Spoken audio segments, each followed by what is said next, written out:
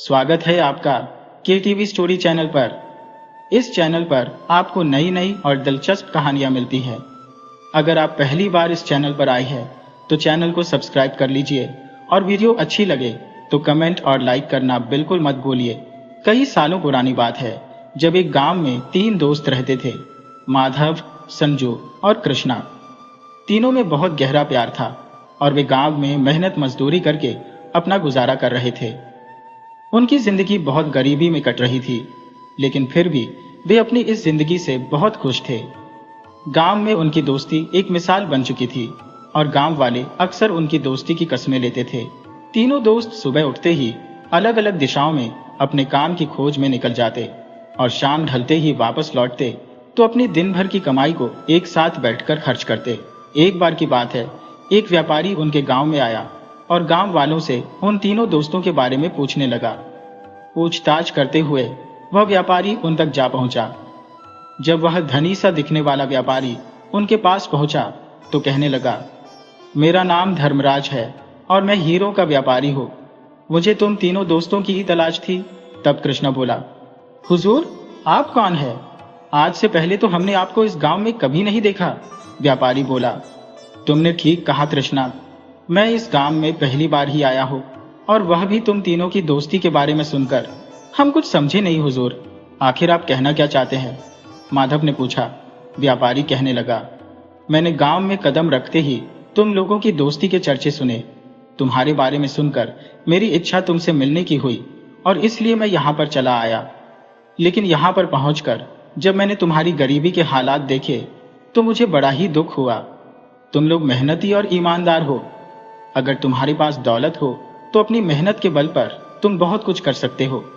इसलिए मैंने सोचा कि क्यों न मैं वह राज तुम्हें भी बता दूं जो बरसों से सिर्फ मेरे ही सीने में दफन है और जिसके कारण आज भी मुझे दौलत की कोई कमी नहीं है। मेरा लाखों का व्यापार जो का त्यों कायम है। हुजूर, वह कौन सा राज है? सेठ की बातें सुनकर तीनों दोस्तों के दिल तेजी से धड़कने लगे। तीनों के मन में तरह तरह के विचार उठने लगे। वे सोचने लगे, न जाने यह व्यापारी हमें कौन सा राज बताना चाहता है। शायद यह कोई नेकी का फरिश्ता है जो अपना राज बताकर हमारी गरीबी दूर करना चाहता है। धर्मराज ने कहना शुरू किया, ये बात आज से 10 साल पहले की है जब मैं बहुत ही गरीब था और मेरे पिता एक वैद्य का काम करते थे। उन्हीं की कमाई पर हमारे दिन गुजर रहे थे। एक दिन भाग्य ने हमारे साथ एक बहुत ही भयानक मजाक किया। जब मेरी माँ को एक बड़ी ही भयानक बीमारी ने जकड़ लिया तब मेरे पिताजी ने मुझसे कहा था कि बेटा, तेरी माँ का इलाज सिर्फ एक बूटी से ही हो सकता है। अगर वह बूटी ना मिली तो तेरी माँ का बचना बहुत ही मुश्किल है। लेकिन बेटा, वह बूटी इतनी आसानी से नहीं मिलती। कई पहाड़ों और जंगलों की खाक छानने पड़ती है। इस काम में ना जाने कितना समय लग जाएगा और तब तक शायद तुम्हारी माँ जिंदा भी ना रहे। लेकिन तब मैंने अपने पिता को दिलासा देते हुए कहा, पिताजी, आप चिंता मत कीजिए। आप मुझे उस बूटी की पहचान बताइए, मैं उस बूटी को अवश्य ही खोज कर लाऊंगा। फिर अपने पिता से उस बूटी के बारे में पूरी जानकारी लेकर मैं उस बूटी को खोजने के लिए चल पड़ा। कई दिनों तक भटका, कई खतरों का सामना किया, लेकिन मुझे वो बूटी नहीं मिली जिससे मेरी माँ की जान बच सके। 2 महीने के बाद जब मैं थका हारा अपने घर वापस लौटा, लेकिन जब मैं अपने घर पर पहुंचा तो मुझे एक बहुत ही बुरी खबर मिली। मेरे पड़ोसियों से मुझे पता चला कि मेरे माँ बाप दोनों की मृत्यु हो चुकी थी।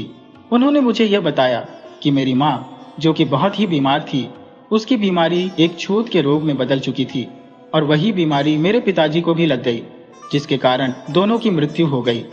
और फिर गांव वालों ने ही उनका अंतिम संस्कार कर दिया था। मुझे बहुत ही दुख हुआ कि मैं अंतिम समय में अपने माता पिता को देख भी नहीं पाया। और इन सब का कारण थी वह बूटी जिसकी तलाश में मैं निकला था, और वह बूटी मुझे नहीं मिली। उस दिन मैंने अपने मन में यह ठान लिया कि मैं उस बूटी को ढूंढ कर रहूंगा, ताकि फिर कभी अगर वह बीमारी किसी को हो तो उस बूटी की कमी के कारण किसी की मौत ना हो। मन में ऐसा फैसला करके मैं उस बूटी की तलाश में निकल पड़ा। उस बूटी को ढूंढते ढूंढते मैं न जाने कहां कहां भटका, जंगलों की खाक छानी, पहाड़ी इलाकों में गया। और फिर एक दिन जैसे चमत्कार हो गया। जब मैं एक घाटी में उतरा तो मुझे अपनी आंखों पर विश्वास ना हुआ। मेरी नजर जहां तक भी जाती थी वहां तक हीरे और मोती बिखरे पड़े थे। मुझे तो अपनी आंखों पर विश्वास ही नहीं हो रहा था। लगता था कि मैं कोई सपना देख रहा हूं। उस खजाने की चकाचौंध ने मेरे दिमाग पर ऐसी पड़ी कि मैं अपना असली मकसद यानी कि उस बूटी की तलाश करना वो भी भूल चुका था।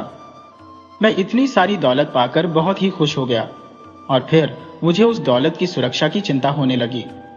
मैंने सोचा कि इस सारी दौलत को मुझे कहीं पर छिपा देना चाहिए। कहीं ऐसा ना हो कि मेरी ही तरह से कोई भूला भटका आदमी यहाँ पर आ जाए और इस सारी दौलत पर अपना कब्जा कर ले। ऐसा सोचकर मैंने उस दौलत में से एक बहुत बड़ा हिस्सा निकाला और उसे एक बिल्कुल सुरक्षित जगह पर जाकर छुपा दिया। मुझे जब भी दौलत की जरूरत होती है मैं वहां जाकर अनमोल हीरे निकाल कर ले आता हूं। मैंने अपनी दौलत कहाँ छुपाई है वह तो मैं तुम लोगों को नहीं बताऊंगा, लेकिन हाँ, अगर तुम चाहो तो मैं तुम्हें उस जगह का पता बता सकता हूं जहां पर आज भी वह हीरे मोती बिखरे पड़े हैं। उस खजाने के मिलते ही तुम्हारी सारी गरीबी दूर हो जाएगी। सेठ की बातें सुनकर माधव कहने लगा, आपकी बातें एक सपने के समान लगती है। मुझे तो यकीन नहीं होता कि कहीं पर कोई ऐसी जगह भी हो सकती है। सेठ बोला, यकीन तो तुम्हें तब आएगा जब तुम खुद वहां पर जाकर अपनी आंखों से देखोगे। अगर ऐसी बात है तो आप हमें उस जगह का पता बताएं। हम तीनों वहां पर जरूर जाएंगे। उस जगह का पता बताने से पहले मेरी एक शर्त है और वह शर्त यह है कि तुम उस जगह के बारे में और मेरे बारे में किसी को कुछ नहीं बताओगे। अगर तुमने ऐसा किया तो इसकी तुम्हें भारी कीमत चुकानी पड़ेगी। तीनों एक साथ बोले, हमें आपकी यह शर्त मंजूर है। इसके बाद सेठ धर्मराज ने तीनों दोस्तों को उस जगह के बारे में अच्छी तरह से बता दिया और उस जगह का पूरा पता भी उन्हें समझा दिया। इसके बाद सेठ ने उन्हें कुछ रुपए देते हुए कहा, यह कुछ रुपए तुम अपने पास रख लो, रास्ते में यह तुम्हारे काम आएंगे। मुझे पक्का विश्वास है कि मेरी बातों को तुम कोई मनगढ़ंत कहानी नहीं समझोगे। सोचा तो मुझे बहुत ही अफसोस होगा। अब मैं चलता हूं। उसके बाद वह सेठ अपनी राह चला गया। सेठ के जाने के बाद वे तीनों दोस्त आपस में कहने लगे, क्या सच में ऐसी कोई जगह हो सकती है? कहीं वो हम तीनों को बेवकूफ तो नहीं बना गया? कृष्णा बोला, मुझे तो सेठ की बातों में किसी तरह का कोई छल कपट नहीं लगा। हम तीनों को एक बार जरूर वहां पर जाना चाहिए। इस तरह से वह तीनों दोस्त उस जगह पर जाने के लिए राजी हो गए और फिर तीनों ने अपना कुछ सामान इकट्ठा किया और अपने सफर पर निकल गए। सफर काफी लंबा था, इसलिए वे तीनों जहां पर भी उन्हें जगह मिलती वहां पर आराम भी कर लेते थे। इस तरह उन तीनों को चलते चलते अब 4 दिन बीत चुके थे और फिर एक दिन जब वे रास्ते से गुजर रहे थे तो संजू ने कहा, मुझे बहुत ही प्यास लग रही है। मेरा तो गला सूखा जा रहा है। मुझे पानी लाकर दो वरना मेरी जान निकल जाएगी। ये कहते हुए संजू तड़पने लगा। उसकी ऐसी हालत देखकर माधव ने कहा, कृष्णा, जाओ जल्दी से कहीं से पानी ढूंढ कर लाओ। यह सुनकर कृष्णा एक बर्तन लेकर पानी की तलाश में निकल गया। जैसे ही कृष्णा वहां से पानी की खोज में गया तभी संजू फुर्ती से खड़ा हो गया। ये देखकर माधव ने हैरानी से कहा, ये क्या, तुम तो भले चंगे हो, फिर यह प्यास का नाटक तुमने क्यों रचा था? संजू ने कहा, अरे मूर्ख, तुम इतना भी नहीं समझते कि मैंने यह नाटक कृष्णा को यहां से हटाने के लिए किया था ताकि मैं अकेले में तुमसे एक जरूरी बात कर सकूं। ऐसी कौन सी बात थी जो कृष्णा के सामने नहीं की जा सकती थी? माधव ने पूछा।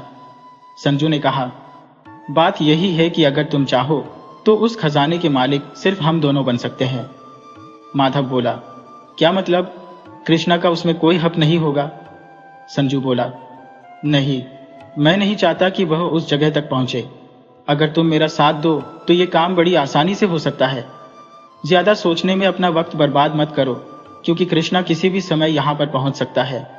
हम दोनों रास्ते में मौका देखकर कृष्णा का काम तमाम कर देंगे। उसके बाद सिर्फ हम दोनों ही उस विशाल खजाने के मालिक होंगे। माधव बोला, लेकिन अगर कोई गड़बड़ हो गई तो उसके जिम्मेदार सिर्फ तुम हो गए। संजू बोला, मुझे मंजूर है, लगता है कृष्णा आ रहा है, अब तुम बिल्कुल चुप ही रहना। तभी कृष्णा वहां पर आ पहुंचा और बोला, ये लो दोस्त, जल्दी से संजू को पानी पिला दो। पानी पीते ही संजू उठ बैठा और ऐसे नाटक करने लगा जैसे पानी पीकर उसकी जान में जान आ गई हो। बेचारा कृष्णा उन दोनों की साजिश से बिल्कुल अनजान था। बारी बारी से उन तीनों ने पानी पिया और फिर वह आगे बढ़ने लगे, लेकिन संजू को चैन नहीं आ रहा था। वह तो रास्ते भर कृष्णा से छुटकारा पाने की योजनाएं बनाता रहा। इसी उधेड़बुन में एक दिन और बीत चुका था। चलते चलते वे लोग एक झरने के नजदीक पहुंचे, जिसे देखकर संजू का मन खुशी से उछल पड़ा। वह सोचने लगा, अगर कृष्णा को इस झरने के ऊपर से धक्का दे दिया जाए तो इसकी मौत निश्चित हो जाएगी। हाँ, यही मौका है। उसने अपने बाकी दोनों दोस्तों से कहा, तुम दोनों यहीं पर रुको, मैं जरा इस पहाड़ी पर चढ़कर आगे का रास्ता देख कर आता हूं। यह कहते हुए संजू ऊपर पहाड़ी पर चढ़ गया। वहां पहुंचकर वह खुश होने का नाटक करने लगा और अपने दोस्तों से बोला, अरे दोस्तों, यहाँ का नज़ारा तो बहुत ही अद्भुत है। कुदरत का ऐसा नज़ारा मैंने अपनी पूरी जिंदगी में नहीं देखा। तुम लोग भी जल्दी से ऊपर आ जाओ, देखो क्या नज़ारा है। उसकी बातें सुनकर बाकी दोनों दोस्त भी उस पहाड़ी पर ऊपर चढ़ आए। वे भी वहां से कुदरत के इस हसीन नज़ारे को देख रहे थे। जब वे तीनों दोस्त कुदरत के इस नज़ारे को देख रहे थे, तभी संजू कृष्णा के पीछे गया और उसने कृष्णा को झरने में धक्का दे दिया। झरने में गिरते ही कुछ ही पलों में कृष्णा आंखों से ओझल हो गया। अपनी योजना के पूरे हो जाने पर संजू जोर जोर से हंसने लगा। माधव, जो चुपचाप वहां पर खड़ा हुआ, यह सब कुछ देख रहा था। कुछ पलों के लिए वह भी डरा सहमा यह सब कुछ देखता रहा, लेकिन उसके बाद वह भी संजू के साथ जोर जोर से हंसने लगा। इस तरह से उन दोनों ने कृष्णा को अपने रास्ते से हटा दिया था। अब वे दोनों खुश थे कि मिलने वाले खजाने में सिर्फ वे दोनों ही हिस्सेदार होंगे। इसके बाद वे दोनों अपने आगे के सफर पर निकल पड़े, जबकि दूसरी तरफ कृष्णा उस झरने में बहता हुआ एक नदी में जा गिरा। वह बेहोश हो चुका था। उस जगह से थोड़ी ही दूरी पर एक मछुआरा मछलियां पकड़ने के लिए जाल बिछाए बैठा हुआ था। वह मछुआरा बार बार मछली पकड़ने के लिए जाल डालता, लेकिन उसकी किस्मत में आज मछली पकड़ना नहीं लिखा था। इस बार जब उसने जाल डाला तो उसे जाल काफी भारी महसूस हुआ। वह सोचने लगा, लगता है कोई बहुत ही बड़ी भारी भरकम मछली आज मेरे जाल में फंस गई है। लेकिन जब उसने जाल खींचा तो उसके जाल में एक इंसान बेहोश पड़ा हुआ था। यह देखकर मछुआरा हक्का बक्का रह गया और सोचने लगा, अरे ये क्या, ये तो मछली की जगह पर कोई इंसान है। मछुआरे ने तुरंत कृष्णा को नदी से बाहर निकाला और उसे होश में लाने की कोशिशें करने लगा। और फिर कृष्णा की जान बचाने के लिए मछुआरा कृष्णा को उठाकर अपनी झोपड़ी में ले आया और उसके बाद वह गांव के वैद्य को लेकर कृष्णा की जांच करवाने लगा।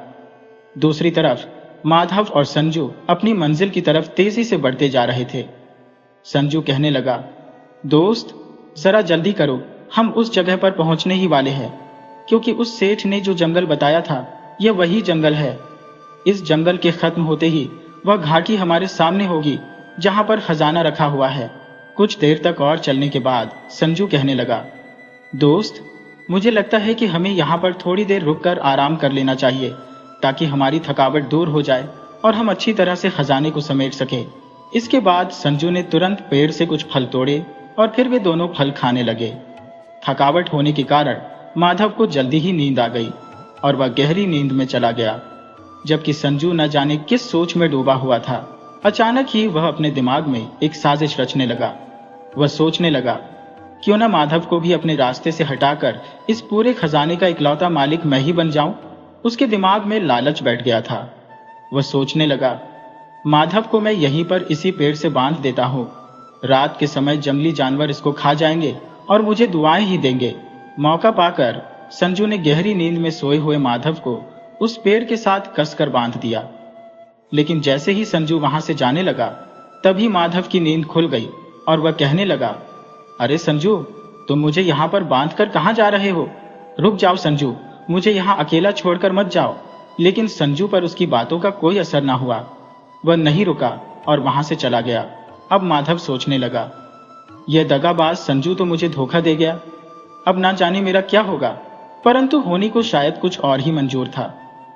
कुछ ही देर बाद उसे वहां से एक आदमी जाता हुआ दिखाई दिया। माधव ने उस आदमी को आवाज दी और कहने लगा, जरा सुनो भाई, मुझे तुम्हारी सहायता चाहिए। मेरी सहायता करो और मुझे इस पेड़ से खोल दो। वह आदमी कहने लगा, तुम कौन हो और इस घने जंगल में क्या कर रहे हो? माधव बोला, वह सब कुछ मैं तुम्हें बाद में बताऊंगा, लेकिन पहले तुम मेरी यह रस्सियां खोल दो। वह आदमी बोला, देखो भले मानस, मैं तुम्हें खोल तो दूंगा, लेकिन मुझे कोढ़ हो रखा है और यह भयानक बीमारी छूने से फैल सकती है। माधव ने कहा, तुम उसकी चिंता मत करो दोस्त, जल्दी मुझे इस पेड़ से खोल दो। माधव की बात मानकर उस आदमी ने माधव की रस्सियां खोल दी, परंतु जैसे ही माधव की रस्सियां खुली, वह तुरंत उस आदमी को फटकारते हुए बोला, अरे अरे, मेरे ज्यादा नजदीक मत आओ, मुझसे दूर रहो, वरना तुम्हारा यह रोग मुझे भी हो जाएगा। फिर माधव तेजी से आगे बढ़ने लगा। वह सोच रहा था, मुझे जल्दी से जल्दी संजू से पहले उस जगह पर पहुंचना होगा। उधर संजू भी तेजी के साथ खजाने तक पहुंचने के लिए आगे बढ़ता जा रहा था। तभी अचानक उसे किसी के कराहने की आवाज सुनाई दी। उसने देखा कि एक बहुत ही बूढ़ा आदमी एक पेड़ के नीचे बैठा हुआ था। संजू को देखते ही वह बूढ़ा आदमी दर्द भरी आवाज में कहने लगा, सुनो बेटा, मैं पास के ही एक गांव में रहता हूँ। मैं यहाँ पर जंगल में लकड़ियां लेने के लिए आया था कि अचानक एक जंगली भैंसे ने आकर मुझे टक्कर मार दी। अब तो मुझसे हिला भी नहीं जा रहा।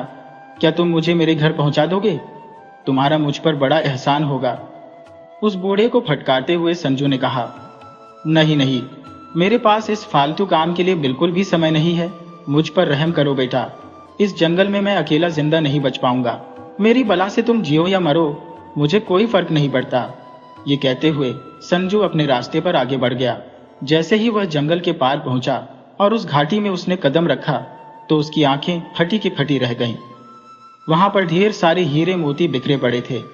खजाने को देखते ही मानो वह पागल हो उठा और कहने लगा, वाह, अब ये हीरे मोती सिर्फ मेरे हैं, सिर्फ मेरे। इधर माधव भी तेजी के साथ उस घाटी की तरफ बढ़ रहा था। तभी उसे भी वह बूढ़ा आदमी मिला और कहने लगा, बेटा, मेरी सहायता करो, मेरा घर पास के ही गांव में है, मुझे मेरे घर तक पहुंचा दो, वरना मैं इसी जंगल में मर जाऊंगा। माधव बोला, अभी तो मुझे सांस लेने की भी फुर्सत नहीं है, और तुम कहते हो कि मैं तुम्हें तुम्हारे घर पहुंचा दूं। चल बूढ़े, अपना रास्ता देख और मेरा रास्ता छोड़ दे। ये कहते हुए माधव आगे बढ़ गया। अब वह भी उस घाटी में पहुंच चुका था जहां पर खजाना रखा हुआ था। संजू ने रास्ते में से ही एक डंडा उठा लिया और कहने लगा, अब वह धोखेबाज संजू मेरे हाथों से नहीं बचेगा। इस डंडे से मैं उसका सिर फोड़ दूंगा और उसको वहीं पर दफन कर दूंगा। अपने मन में यह फैसला करने के बाद वह घाटी में उतर गया। नीचे उतरते ही उसे सामने संजू दिखाई दिया, जो बड़े बड़े थैलों में हीरे और मोतियों को भर रहा था। यह देखकर माधव सोचने लगा, उस सेठ ने गलत नहीं कहा था, लेकिन पहले मैं इस संजू को सबक सिखा दूं। वह चिल्लाया, ठहरो संजू, खजाने को तुम हाथ भी नहीं लगा सकते। माधव को जिंदा देखकर संजू हैरान रह गया और कहने लगा, तुम अभी तक जिंदा हो? माधव बोला, तूने तो मुझे मारने के लिए कोई कसर नहीं छोड़ी थी, लेकिन अब मैं तुझे जिंदा नहीं छोड़ूंगा। इसके बाद वह दोनों दोस्त एक दूसरे की जान के दुश्मन बन गए और उन दोनों में भयंकर हाथापाई होने लगी। तभी अचानक वहां पर कुछ नकाबपोश आदमी आए और उन नकाबपोश लोगों ने दोनों दोस्तों को काबू कर लिया। इससे पहले कि वह दोनों कुछ समझ पाते, नकाबपोश आदमियों ने उन दोनों को रस्सियों से जकड़ दिया और वहां से ले गए। दूसरी तरफ कृष्णा, जो कि उस मछुआरे के घर में बेहोश था, वैद्य के उपचार के कारण उसे 2 दिन के बाद होश आ चुका था। उसने मछुआरे को धन्यवाद किया और कहा, दोस्त, तुमने मेरी जान बचाई, इसके लिए मैं सारी जिंदगी तुम्हारा एहसानमंद रहूंगा। लेकिन अभी मुझे अपने आगे के सफर पर निकलना है। और फिर उस मछुआरे से विदा लेकर कृष्णा भी उस घाटी की तरफ चल दिया। जब कृष्णा भी उस जंगल में पहुंचा तो उसे भी अचानक एक दर्द भरी आवाज सुनाई दी। वह आवाज सुनकर कृष्णा रुक गया और सोचने लगा, यह आवाज किसकी है? लगता है कि कोई मुसीबत में है। तभी उसकी नजर एक आदमी पर पड़ी, जो कि एक कुष्ठ रोगी था। कृष्णा ने उससे पूछा, अरे भाई, तुम्हें क्या कष्ट है? वह आदमी कहने लगा, भाई, तुम मुझसे दूर रहो, मुझे छूना मत, वरना यह भयानक रोग तुम्हें भी लग सकता है। कृष्णा बोला, भाई, इंसानियत के नाते मैं ऐसा नहीं कर सकता। ठहरो, मैं तुम्हारे जख्मों को साफ करके इन पर पट्टी बांध देता हूं, ताकि तुम्हें इस तकलीफ से थोड़ी राहत मिल सके। वह आदमी कहने लगा, आज तक मुझसे किसी ने इतनी अच्छी तरह से बात नहीं की। तुम बहुत दयालु हो बेटा, भगवान तुम्हारा भला करेगा। उस आदमी के घावों पर पट्टी करने के बाद कृष्णा बोला, बाबा, मुझे कुछ काम से आगे जाना है, लेकिन आपकी यह हालत देखकर मुझसे आगे जाया नहीं जा रहा। अब आप ही बताइए, मैं क्या करूं? बेटा, मैं बिल्कुल ठीक हूँ। तुम जिस भी काम के लिए जा रहे हो, पहले तो तुम अपना वो काम पूरा करो।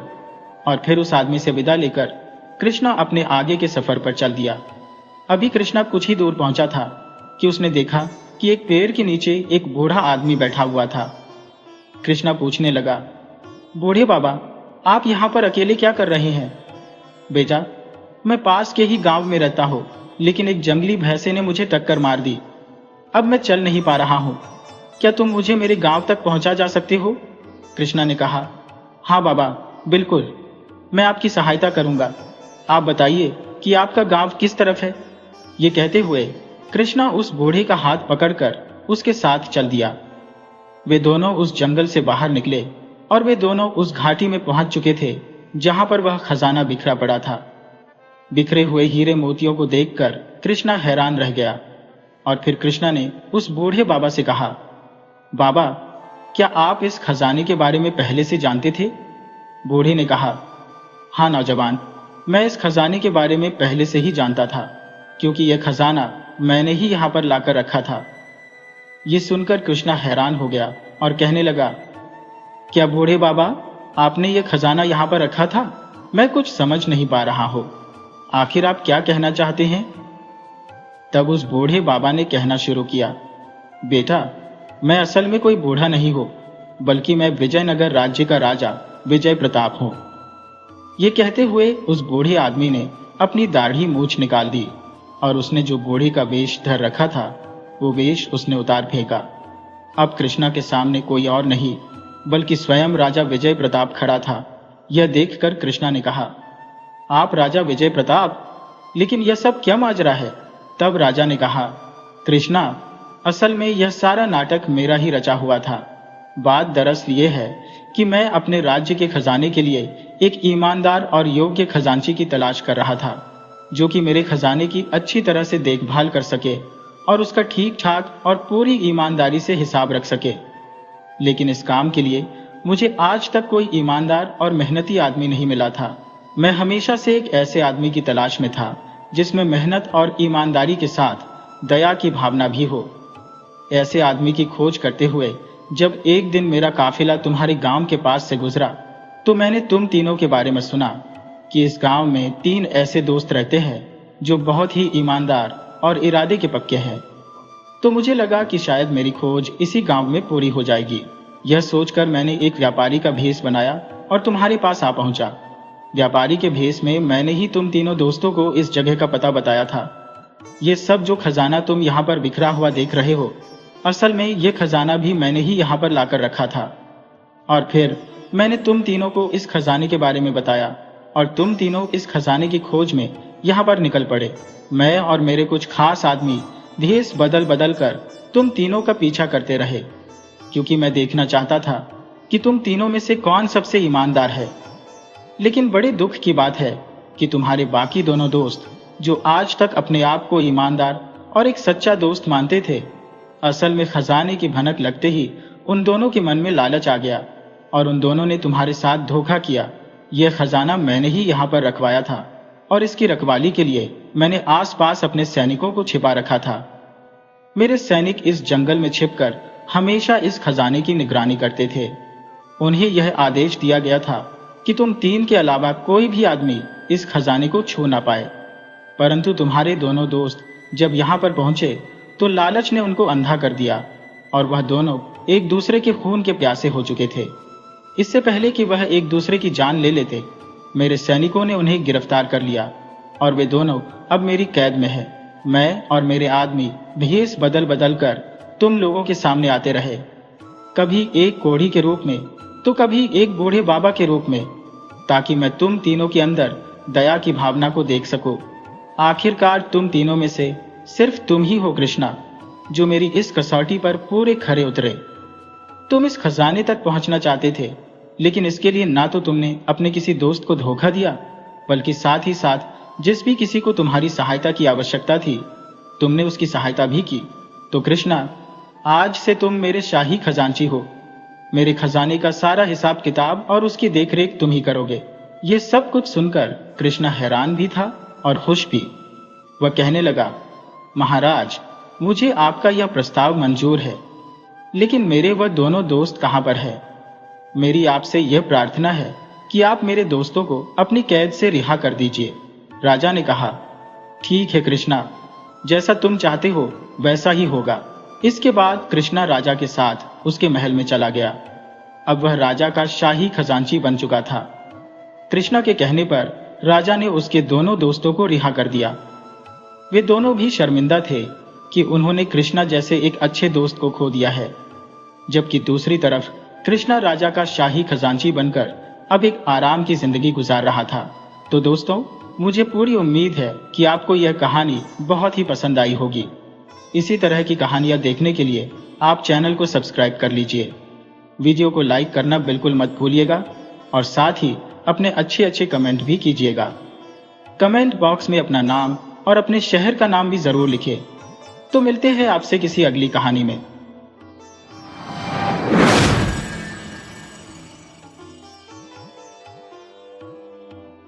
इस कहानी में हम देखेंगे कि कैसे एक लड़का अपने दोस्त की असली सच्चाई को पहचानता है और खुद को एक बड़े खतरे से बचाता है। तो चलिए कहानी की शुरुआत करते हैं। सुरेश और करण एक ही कॉलेज में पढ़ते थे। दोनों की दोस्ती इतनी गहरी थी कि हर कोई उन्हें सबसे अच्छे दोस्त मानता था। क्लास में एक साथ बैठना, कैंटीन में हंसी मजाक करना और हर मुश्किल घड़ी में एक दूसरे के साथ खड़े रहना, यही उनकी दोस्ती की पहचान थी। सुरेश थोड़ा शर्मीला था, लेकिन करण बहुत मिलनसार और चालाक दिमाग वाला लड़का था। वह हर किसी से जल्दी घुल मिल जाता और अपनी बातें इतनी सफाई से रखता कि लोग उसकी ओर खींचे चले आते। सुरेश को लगता था कि उसे करण जैसा सच्चा दोस्त मिलना उसकी सबसे बड़ी खुशकिस्मती है, लेकिन उसे यह अंदाजा भी नहीं था कि उसकी यह दोस्ती एक दिन उसे ऐसी मुश्किलों में डाल देगी जिससे निकलना नामुमकिन सा लगने लगेगा। करण हमेशा बड़ी बड़ी बातें करता था। वह कहता था कि दोस्ती का मतलब एक दूसरे के लिए जान तक दे देना है। सुरेश को यह बातें अच्छी लगती थी, लेकिन कई बार उसे लगता था कि करण के कहने और करने में फर्क है। करण कई बार ऐसे झूठ बोल देता था जिनका कोई मतलब नहीं था। कभी कहता कि उसके पापा बहुत बड़े बिजनेसमैन हैं, तो कभी कहता कि उसके पास एक सीक्रेट बैंक अकाउंट है जिसमें लाखों रुपए है। सुरेश को यह बातें अजीब लगती थी, लेकिन वह कभी इस पर ज्यादा ध्यान नहीं देता। धीरे धीरे सुरेश ने महसूस किया कि करण उसे कई बार गलत रास्तों पर ले जाने की कोशिश कर रहा था। एक बार करण ने कहा, यार, कॉलेज के पीछे वाली गली में एक दुकान है जहां से हम चीजें उधार ला सकते हैं और बिना पैसे दिए भी काम चला सकते हैं। तू चिंता मत कर, मैं सब संभाल लूंगा। सुरेश को यह सुनकर अजीब लगा, लेकिन उसने इसे मजाक समझकर टाल दिया। एक दिन करण ने सुरेश से पैसे उधार मांगे। उसने कहा, भाई, बस 2 दिन की बात है, मैं तुझे पक्का लौटा दूंगा। सुरेश ने बिना कुछ सोचे समझे उसे पैसे दे दिए। लेकिन 2 दिन बाद जब सुरेश ने पैसे वापस मांगे तो करण ने बहाना बना दिया। पहले उसने कहा कि उसे पैसे देने वाला बंदा शहर से बाहर चला गया है। फिर बोला कि उसका फोन चोरी हो गया और उसके सारे पैसे उसमें थे। सुरेश को थोड़ा अजीब लगा, लेकिन उसने दोस्ती की खातिर कुछ नहीं कहा। यह पहली बार था जब करण ने उसे धोखा दिया, लेकिन सुरेश इसे समझ नहीं पाया। समय बीतता गया और करण की आदतें और भी संदिग्ध होने लगी। अब वह सुरेश से आए दिन कोई ना कोई बहाना बनाकर पैसे मांगने लगा। कभी कहता कि उसकी मम्मी की तबीयत खराब है, कभी कहता कि उसे बहुत जरूरी काम है। शुरू में सुरेश को बुरा नहीं लगा, लेकिन जब उसे यह एहसास हुआ कि करण पैसे वापस करने में कभी दिलचस्पी नहीं दिखाता, तो वह परेशान हो गया। एक दिन कॉलेज में किसी ने सुरेश से कहा, यार, तेरा दोस्त करण तो बहुत चालाक है, उसने मुझसे भी पैसे उधार लिए हैं और वापस नहीं कर रहा। सुरेश को यकीन नहीं हुआ। वह तुरंत करण के पास गया और पूछा, सच बता करण, क्या तूने और लोगों से भी पैसे लिए हैं? करण ने पहले तो हंसते हुए बात टाल दी, फिर कहा, अरे भाई, ये सब अफवाहें हैं, तू मेरी दोस्ती पर शक कर रहा है। सुरेश को उसकी बातें सुनकर थोड़ा अजीब तो लगा, लेकिन उसने फिर भी उसे माफ कर दिया। करण की हरकतें अब धीरे धीरे और भी संदिग्ध होने लगी थी। एक दिन सुरेश ने उसे कॉलेज के बाहर कुछ अजनबी लोगों से मिलते हुए देखा। वे लोग काफी खतरनाक दिख रहे थे। सुरेश ने जब करण से इस बारे में पूछा तो उसने टालते हुए कहा, तू मेरी जिंदगी में ज्यादा ताक झांक मत कर, कुछ बातें तुझे जानने की जरूरत नहीं है। सुरेश को पहली बार एहसास हुआ कि उसकी दोस्ती में कुछ गड़बड़ है, लेकिन वह यह नहीं समझ पा रहा था कि यह गड़बड़ कितनी बड़ी है और उसे इससे बचने का रास्ता कैसे निकालना चाहिए। सुरेश अब धीरे धीरे करण से दूर रहने लगा। उसे लगने लगा कि करण की दोस्ती झूठी है और वह सिर्फ अपने फायदे के लिए लोगों का इस्तेमाल करता है। लेकिन यह इतना आसान नहीं था। करण सुरेश को किसी भी हालत में खुद से दूर नहीं होने देना चाहता था। वह बार बार सुरेश से दोस्ती निभाने की बातें करता और उसे गिल्ट फील कराता कि वह अपनी दोस्ती के साथ न्याय नहीं कर रहा। सुरेश एक दोराहे पर खड़ा था।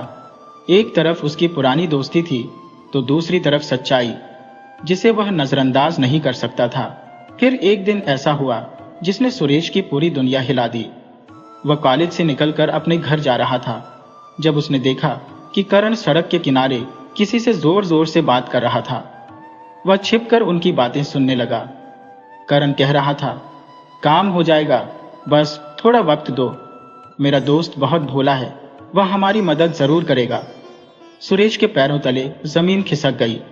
उसे समझ में आ गया कि करण सिर्फ उसका इस्तेमाल कर रहा था, लेकिन वह यह नहीं समझ पाया कि आखिर यह काम क्या था जिसके बारे में करण बात कर रहा था।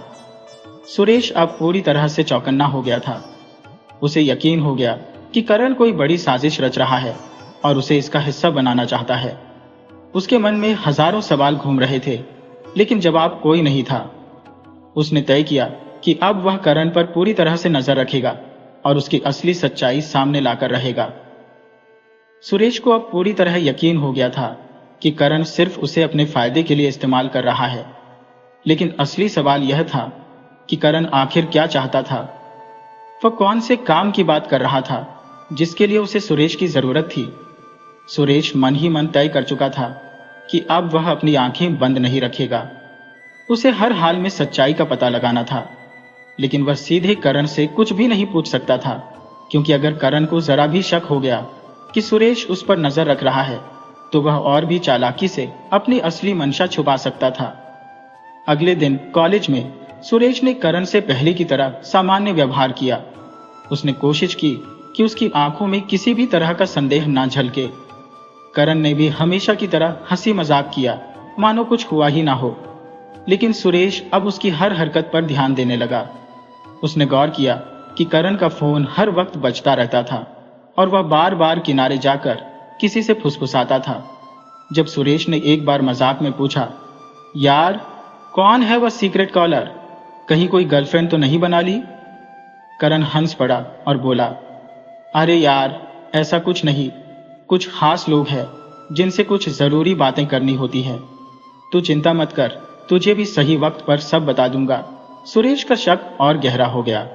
उसे लग रहा था कि करण किसी बड़ी मुसीबत में फंसा हुआ है या फिर वह खुद ही कोई गलत काम कर रहा है। उसे इस राज का पर्दाफाश करना ही था। कुछ दिनों बाद करण ने सुरेश से कहा, भाई एक छोटा सा काम है, तुझे बस मेरे लिए एक जगह जाना है और एक पैकेट लाकर देना है। मैं खुद जाता, लेकिन कुछ जरूरी काम में फंसा हुआ हूं। सुरेश को लगा कि अब असली खेल शुरू हो रहा है। उसने खुद को शांत रखते हुए पूछा, क्या है उस पैकेट में? करण ने तुरंत जवाब दिया, तुझे बस पैकेट लेना और मुझे दे देना है। ज्यादा सवाल मत कर, दोस्ती पर भरोसा कर। सुरेश ने सिर हिलाया, लेकिन उसके मन में तूफान मचा हुआ था। उसे समझ में आ गया कि करण उसे किसी गड़बड़ काम में फंसा रहा है, लेकिन वह बिना किसी सबूत के कुछ नहीं कर सकता था। उसने तय किया कि वह इस पैकेट के राज को खोलेगा। अगले दिन करण ने उसे एक पते पर भेजा। वह जगह कॉलेज से ज्यादा दूर नहीं थी, लेकिन कुछ सुनसान गलियों से होकर गुजरना पड़ता था। जब सुरेश वहां पहुंचा तो उसे एक आदमी पहले से इंतजार करता दिखा। वह लंबे बालों वाला, काले कपड़े पहने एक अजीब सा आदमी था। उसने सुरेश को देखा और बिना कुछ कहे उसे एक छोटा सा पैकेट थमा दिया। सुरेश ने उसे हाथ में लिया और महसूस किया कि यह कोई साधारण चीज नहीं थी। वह आदमी बिना कुछ बोले तुरंत चला गया। सुरेश ने पैकेट को ध्यान से देखा। वह काफी अच्छे से लपेटा गया था, जिससे कुछ भी साफ साफ पता नहीं चल रहा था। उसके मन में आया कि यही खोलकर देख ले, लेकिन फिर उसे डर लगा कि कहीं कोई देख ना ले। उसने तय किया कि घर जाकर इस रात से पर्दा उठाएगा जब वह घर पहुंचा तो उसने दरवाजा अंदर से बंद किया और धीरे धीरे पैकेट खोला। जैसे ही उसने अंदर देखा, उसके होश उड़ गए। पैकेट में ढेर सारे नकली पहचान पत्र और कुछ नकली दस्तावेज थे। सुरेश समझ गया कि यह कोई छोटा मोटा काम नहीं था, बल्कि कोई बहुत बड़ा धोखाधड़ी का मामला था। सुरेश को समझ नहीं आ रहा था कि अब उसे क्या करना चाहिए। वह सीधा करण के पास जाए और उससे सवाल करे, या फिर पुलिस के पास जाए। लेकिन अगर करण को पता चल गया कि सुरेश ने उसकी सच्चाई जान ली है, तो वह किसी भी हद तक जा सकता था। सुरेश को लगा कि उसे और सबूत इकट्ठा करने होंगे। अगले दिन जब वह कॉलेज पहुंचा तो उसने करण को टटोलने के लिए पूछा, भाई, वह पैकेट था किसका? कुछ सीक्रेट चीजें तो नहीं थी ना? करण ने उसकी आंखों में देखा और हल्की मुस्कान के साथ कहा, तो बस इतना जान कि यह एक बड़ा मौका है। अगर हमारे हाथ सही समय पर सही चीजें लग गईं, तो हम जिंदगी में बहुत आगे जा सकते हैं। सुरेश को पहली बार एहसास हुआ कि करण का लालच अब दोस्ती से ऊपर बढ़ चुका था। अब वह कोई भी चाल चल सकता था, किसी को भी धोखा दे सकता था, यहां तक कि सुरेश को भी। सुरेश ने तय कर लिया कि अब वह इस खेल में और नहीं फंसेगा। लेकिन यह इतना आसान नहीं था। करण उसे इतनी आसानी से जाने नहीं देगा। सुरेश को अब पूरी तरह से समझ आ गया था कि करण सिर्फ एक दोस्त नहीं, बल्कि एक चालाक खिलाड़ी था। उसकी हरकतें दिन ब दिन संदिग्ध होती जा रही थी और अब तो वह सुरेश को भी अपने खेल में घसीटने की कोशिश कर रहा था। नकली पहचान पत्र और दस्तावेजों से भरा वह पैकेट अभी भी सुरेश के कमरे में छिपा हुआ था। उसने तय कर लिया था कि वह अब और चुप नहीं बैठेगा, लेकिन उसे बहुत सोच समझकर कदम उठाना था। अगले दिन सुरेश कॉलेज पहुंचा तो उसने करण को पहले से ज्यादा खुश और आत्मविश्वास से भरा पाया। ऐसा लग रहा था मानो उसे किसी बड़े काम में सफलता मिली हो। उसने सुरेश के कंधे पर हाथ रखा और मुस्कुराते हुए कहा, भाई, तूने जो कल काम किया वह बहुत बढ़िया था। अब बस थोड़ा और आगे बढ़ने की जरूरत है। इस बार तुझे सिर्फ एक जगह जाकर मिलना है, कोई पैकेट लेने की जरूरत नहीं। सुरेश ने खुद को सामान्य दिखाने की कोशिश की। कहाँ जाना है? करण ने एक कागज पर पता लिखा और उसे सुरेश की ओर बढ़ाया। यहां जा और वहां जो आदमी तुझे मिले उसे बस हाथ मिला लेना, बाकी वह खुद समझ जाएगा कि क्या करना है। सुरेश के दिमाग में सैकड़ों सवाल घूम रहे थे। यह सब क्या हो रहा था? आखिर करण किस गहरे खेल में पड़ा हुआ था? लेकिन वह जानता था कि अगर वह अब सीधा इनकार करता है तो करण को शक हो सकता है। उसने कागज लिया और मुस्कुराकर बोला, ठीक है भाई। शाम को सुरेश उस पते पर पहुंचा। यह शहर के बाहरी इलाके में एक पुरानी बिल्डिंग थी जो देखने में काफी सुनसान और डरावनी लग रही थी। वहां पहुंचते ही उसे एक लंबा चौड़ा आदमी दिखा जिसने काला चश्मा लगाया हुआ था। जैसे ही सुरेश ने उसके पास जाकर हाथ मिलाया, वह आदमी मुस्कुराया और बोला, अच्छा, तो तुम करण के दोस्त हो? बढ़िया। सुरेश को समझ नहीं आया कि वह क्या जवाब दे। उसने सिर हिलाया और बोला, हाँ, लेकिन यह सब क्या है? आदमी हल्का सा हंसा और बोला, ज्यादा सवाल मत करो। जो हो रहा है वह तुम्हारे फायदे के लिए ही है। अगर तुम सही समय पर सही जगह रहे तो बहुत बड़ा फायदा हो सकता है। सुरेश के रोंगटे खड़े हो गए। यह सिर्फ नकली दस्तावेजों का खेल नहीं था, कुछ और भी बड़ा चल रहा था। उसने मन ही मन तय किया कि अब उसे पीछे हटना होगा, लेकिन इतनी आसानी से बाहर निकलना संभव नहीं था। उस रात जब सुरेश घर लौटा तो उसके मन में एक अजीब सा डर था। उसने तुरंत अपने फोन से करण की कॉल डिटेल्स निकालने की कोशिश की। वह जानता था कि करण हमेशा एक ही नंबर से बात करता था जो उसके फोन में सेव नहीं था। सुरेश ने टेक्नोलॉजी की थोड़ी जानकारी होने के कारण एक ऐप की मदद से उस नंबर की लोकेशन ट्रेस करने की कोशिश की। जब लोकेशन सामने आई तो उसके पैरों तले जमीन खिसक गई। नंबर किसी साधारण जगह का नहीं था, बल्कि यह शहर के सबसे खतरनाक अपराधियों में से एक के नाम पर रजिस्टर्ड था। सुरेश को अब पूरा यकीन हो गया कि करण सिर्फ एक मोहरा था, असली खेल कोई और खेल रहा था। अगली सुबह सुरेश ने करण से दूरी बनानी शुरू कर दी। वह जानता था कि अगर वह उससे सीधे सीधे कुछ भी पूछेगा तो करण को शक हो जाएगा, लेकिन करण भी कोई साधारण लड़का नहीं था। उसने जल्दी ही भांप लिया कि सुरेश अब पहले जैसा नहीं रहा। क्या हुआ भाई? तू कुछ अलग सा लग रहा है आजकल, करण ने एक दिन अचानक सुरेश से पूछा। सुरेश ने झूठ मूठ मुस्कुराने की कोशिश की। कुछ नहीं, बस थोड़ा पढ़ाई में बिजी हूं। करण ने उसकी आंखों में देखा और फिर मुस्कुराया। अच्छा, पढ़ाई में बिजी या मुझसे बचने की कोशिश कर रहा है? सुरेश को समझ में नहीं आया कि वह क्या बोले। करण अब उसके हर कदम पर नजर रख रहा था। एक दिन जब सुरेश अपने घर में बैठा था तो दरवाजे पर दस्तक हुई। उसने दरवाजा खोला तो बाहर वही लंबा चौड़ा आदमी खड़ा था जिससे वह उस सुनसान बिल्डिंग में मिला था। हमें तुमसे बात करनी है, उस आदमी ने बिना कोई भूमिका बनाए कहा। सुरेश के दिल की धड़कन तेज हो गई। उसने खुद को शांत रखने की कोशिश की और पूछा, किस बारे में? आदमी ने भीतर आते हुए कहा, तुम ज्यादा चालाक बनने की कोशिश मत करो। करण हमारा आदमी है और हमें पता है कि तुम अब उसके साथ नहीं रहना चाहते, लेकिन यह इतना आसान नहीं है। अब जब तुम इस खेल में आ चुके हो तो बाहर नहीं जा सकते। सुरेश का गला सूख गया। यह मामला अब उसके सोचे हुए से कहीं ज्यादा बड़ा हो चुका था। वह जानता था कि अगर उसने कोई गलत कदम उठाया तो उसकी जान भी जा सकती थी।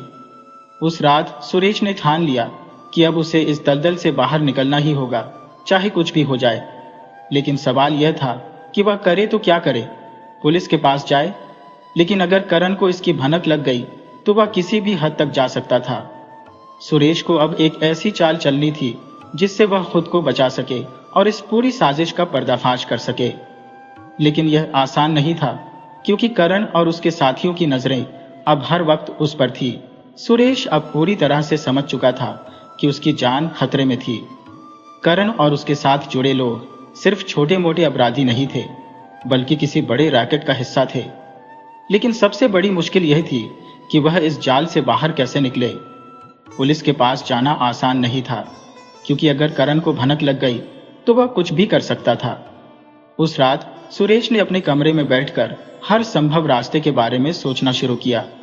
उसका मन कर रहा था कि वह तुरंत घर छोड़कर कहीं दूर चला जाए, लेकिन यह कोई समाधान नहीं था। उसे इस खेल को उसी की चाल में फंसाना था।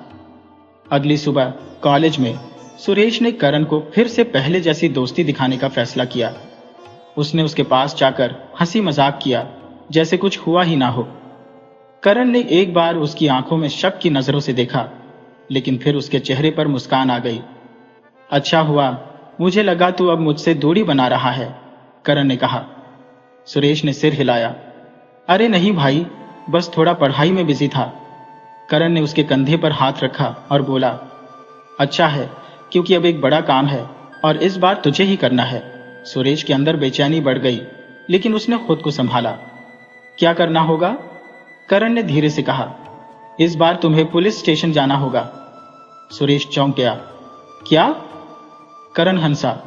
अरे घबरा मत, तू कोई शिकायत करने नहीं जा रहा। वहां हमारा एक आदमी है, उसे बस एक फाइल पहुंचानी है। सुरेश को समझ में नहीं आया कि वह क्या कहे। पुलिस स्टेशन जाना और वहां किसी संदिग्ध आदमी को फाइल देना बहुत बड़ा खतरा था। अगर वहां कुछ भी गड़बड़ हुई तो वह सीधा फंस सकता था। उसने धीरे से कहा, ठीक है, कब जाना होगा? करण ने एक कागज निकालकर उसे दिया। आज रात। और हाँ, वहां कोई सवाल पूछे तो सिर्फ यही कहना कि विशाल ने भेजा है। सुरेश को यकीन हो गया कि मामला गंभीर था। उसने फाइल ली और जाने के लिए हामी भर दी। रात को जब वह पुलिस स्टेशन पहुंचा तो उसका दिल तेजी से धड़क रहा था। वहां अंदर जाने से पहले उसने चारों ओर देखा। उसे कुछ भी अजीब नहीं लगा, लेकिन अंदर जाते ही एक कांस्टेबल ने उसे रोक लिया। क्या काम है? सुरेश ने कागज में लिखा नाम लिया। मुझे विशाल से मिलना है। कांस्टेबल ने उसे घूरा और फिर अंदर जाने दिया। सुरेश को पुलिस स्टेशन के अंदर एक कोने में खड़ा एक आदमी दिखा। वह अधेड़ उम्र का था। उसकी आंखों में गहरी चालाकी थी। सुरेश ने फाइल उसकी तरफ बढ़ा दी। आदमी ने बिना कुछ कहे फाइल ली और उसे खोलकर देखने लगा। फिर उसने सुरेश को गौर से देखा और धीरे से पूछा, तुम करण के दोस्त हो? सुरेश ने सिर हिलाया। हाँ। आदमी मुस्कुराया। अच्छा, तो अब वह तुम पर भरोसा करने लगा है। बढ़िया। सुरेश को कुछ समझ नहीं आया। मतलब? आदमी ने धीरे से कहा, मतलब यह कि अब तुम इस खेल का एक हिस्सा बन चुके हो। पीछे हटने का कोई रास्ता नहीं है। सुरेश की सांसें तेज हो गईं। वह कुछ कहता, इससे पहले ही आदमी ने उसे एक और फाइल पकड़ाई और बोला, इसे करण को दे देना, और हाँ, कभी कोई बेवकूफ़ी करने की कोशिश मत करना, वरना अंजाम बुरा होगा। सुरेश ने फाइल ली और वहां से निकल आया। अब उसके पास दो ही रास्ते थे, या तो वह यह फाइल सीधे करण को दे दे और इस खतरनाक खेल का हिस्सा बन जाए, या फिर कुछ ऐसा करे जिससे यह पूरा गिरोह पकड़ा जाए। घर आते ही उसने फाइल खोली। अंदर कई सारे दस्तावेज थे जो किसी सरकारी घोटाले से जुड़े थे। अब वह समझ चुका था कि करण सिर्फ एक मोहरा था। असली खेल पुलिस, अपराधियों और कुछ बड़े रसूखदार लोगों के बीच खेला जा रहा था। सुरेश ने तय किया कि अब उसे सीधा वार करना होगा। उसने अपने पुराने दोस्त रोहित से संपर्क किया, जो पत्रकार था। मुझे तुम्हारी मदद चाहिए, सुरेश ने उसे फोन पर कहा। रोहित ने पूछा, क्या हुआ? सुरेश ने कहा, अगर मैंने सही तरीके से यह जानकारी बाहर निकाली तो बहुत बड़ा खुलासा हो सकता है, लेकिन मेरी जान भी खतरे में पड़ सकती है। रोहित ने कहा, तू चिंता मत कर, मैं हर हाल में तेरे साथ हूं, लेकिन यह सब कैसे करेंगे? सुरेश ने धीरे से कहा, मैं पुलिस और मीडिया दोनों के सामने इनका पर्दाफाश करूंगा, लेकिन मुझे तुझ पर भरोसा है कि तू मुझे बचा सकेगा। अगले दिन सुरेश ने पूरी फाइल की एक कॉपी तैयार की और उसे रोहित को सौंप दी। अब बस ये देखना था कि अगला कदम कौन उठाता है, करण, पुलिस या फिर वह खुद। सुरेश ने अब फैसला कर लिया था कि उसे इस पूरे खेल को खत्म करना होगा, लेकिन यह इतना आसान नहीं था। करण, विशाल और उनके पीछे खड़े बड़े लोग किसी भी हद तक जा सकते थे। उसे अपनी हर चाल सोच समझकर चलनी थी, क्योंकि एक भी गलती उसकी जान पर भारी पड़ सकती थी। अगले दिन जब वह कॉलेज पहुंचा तो करण पहले से ही उसका इंतजार कर रहा था। सुरेश के चेहरे पर हल्की घबराहट थी, लेकिन उसने खुद को सामान्य बनाए रखा। फाइल दे दी? करण ने धीरे से पूछा। सुरेश ने सिर हिलाया। हाँ, जो कहा था वही किया। करण ने उसे गौर से देखा, फिर मुस्कुराया। अच्छा किया, अब तुझे मेरी असली दोस्ती का इनाम मिलेगा। सुरेश को अंदाजा था कि यह इनाम कुछ खतरनाक ही होने वाला था। उसने सामान्य बने रहने की कोशिश की। अब क्या करना है? करण ने जेब से एक छोटा सा कागज निकाला और सुरेश को पकड़ाते हुए कहा, रात को इस पते पर आ जाना, वहां तुझे असली खेल दिखेगा। सुरेश ने कागज लिया और उस पर लिखे पते को देखा। वह शहर के एक सुनसान इलाके में था। यह साफ था कि अब चीजें बहुत आगे जा चुकी थी। रात होते ही सुरेश ने रोहित को फोन किया। भाई, अब सब कुछ तेरे हाथ में है। मैं वहां जा रहा हूं, लेकिन अगर मैं वापस नहीं आया तो समझ लेना कि कुछ गड़बड़ हो गई है। रोहित की आवाज गंभीर थी। तू पागल हो गया है क्या? पुलिस को पहले से खबर देनी चाहिए। सुरेश ने कहा, अगर मैंने अभी पुलिस को खबर दी तो वे सतर्क हो जाएंगे। हमें उनके सारे सबूत इकट्ठे करने हैं। बस तू मेरी लोकेशन चेक करता रहना। सुरेश ने फोन काटा और उस पते की ओर निकल पड़ा। जब वह वहां पहुंचा तो एक पुरानी सुनसान बिल्डिंग के अंदर हल्की रोशनी जल रही थी। सुरेश ने अंदर कदम रखा तो देखा कि करण, विशाल और कुछ और लोग पहले से वहां मौजूद थे। विशाल के चेहरे पर हल्की मुस्कान थी, लेकिन उसकी आंखों में गहरी चालाकी थी। आ गया तो? विशाल ने कहा। सुरेश ने सिर हिलाया। हाँ, लेकिन यह सब क्या है? करण ने सुरेश के कंधे पर हाथ रखा। आज तुझे असली दुनिया से मिलवाने लाए हैं। अब तक तुझे जो काम सौंपे गए थे वे छोटे थे, लेकिन अब तुझे एक बड़ा काम करना है। सुरेश ने नकली उत्सुकता जताई। कैसा काम? विशाल ने एक बैग सुरेश की ओर बढ़ाया। इसे लेकर जाना है और सही जगह पहुंचाना है। इसमें बहुत जरूरी चीजें हैं। सुरेश ने बैग उठाया, लेकिन उसे खोलकर देखने की इजाजत नहीं थी। उसकी सांसें तेज हो गईं। उसने सोचा कि अब उसे कोई रास्ता निकालना होगा। और अगर कोई पकड़े तो? सुरेश ने धीरे से पूछा। विशाल मुस्कुराया। तो तुझे पता है क्या कहना है? हम तुझे बचा लेंगे, लेकिन अगर गड़बड़ की तो हम तुझे भी नहीं छोड़ेंगे। सुरेश समझ गया कि अब मामला बहुत खतरनाक हो चुका था। उसने बैग उठाया और वहां से निकल पड़ा। बाहर निकलते ही उसने धीरे से फोन निकाला और रोहित को मैसेज किया। अब पुलिस को बुला ले, मेरे पास सबूत है। कुछ ही देर में पुलिस की गाड़ियां वहां पहुंचने लगी। विशाल और उसके लोग कुछ समझ पाते इससे पहले ही उन्हें चारों तरफ से घेर लिया गया। करण ने गुस्से से सुरेश की तरफ देखा। तूने हमें धोखा दिया। सुरेश ने गहरी सांस ली। नहीं, असली धोखेबाज तू था। दोस्ती का मतलब नहीं समझा तूने। पुलिस ने सभी को गिरफ्तार कर लिया। विशाल, करण और उनके बाकी साथियों को कड़ी सजा मिली। सुरेश को अपने डर से लड़ना पड़ा, लेकिन अंत में उसने जीत हासिल की। अब वह जान चुका था कि झूठे दोस्त सिर्फ नुकसान ही देते हैं। असली दोस्त वही होते हैं जो सही समय पर साथ खड़े रहे। इस कहानी से हमें यह सीख मिलती है कि झूठे दोस्तों की पहचान करना बेहद जरूरी है। कभी कभी जो लोग हमारे सबसे करीब होते हैं वे ही हमारे सबसे बड़े धोखेबाज निकलते हैं। असली दोस्ती का मतलब सिर्फ साथ रहना नहीं होता, बल्कि एक दूसरे का सही मार्गदर्शन करना भी होता है। सुरेश ने करण को अपना सच्चा दोस्त माना, लेकिन करण ने अपनी स्वार्थी चालों से उसकी जिंदगी खतरे में डाल दी। इस घटना ने यह साबित कर दिया कि गलत संगत और झूठे दोस्तों से दूरी बनाना ही समझदारी है। इसके अलावा यह कहानी हमें यह भी सिखाती है कि साहस और बुद्धिमानी से किसी भी मुश्किल का हल निकाला जा सकता है। अगर सुरेश ने हिम्मत हार दी होती तो शायद वह भी करण और विशाल के जाल में फंस जाता, लेकिन उसने अपनी सूझबूझ से न सिर्फ खुद को बचाया, बल्कि गलत काम करने वालों को भी उनके अंजाम तक पहुंचाया। इसलिए हमेशा सतर्क रहे, सही और गलत का फर्क समझे और सच्चे दोस्तों को ही अपनी जिंदगी में जगह दें। तो दोस्तों, इस कहानी से हमें यह शिक्षा मिलती है कि दोस्ती का चुनाव बहुत सोच समझकर करना चाहिए।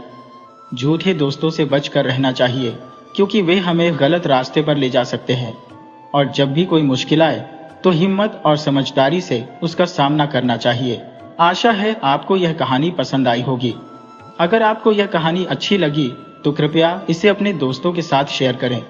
और हाँ, हमारे चैनल को सब्सक्राइब करना ना भूलें, ताकि आपको ऐसी ही रोचक और शिक्षाप्रद कहानियां मिलती रहे। धन्यवाद।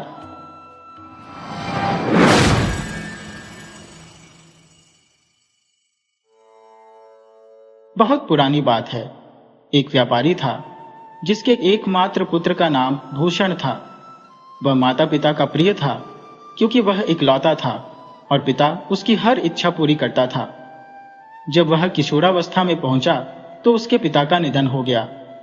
अब भूषण एक विशाल संपत्ति का स्वामी बन गया, क्योंकि उसके पिता की मृत्यु के बाद सारी संपत्ति उसकी हो गई, क्योंकि वह इकलौता वारिस था। अब भूषण सुख भोग की जिंदगी जीने लगा।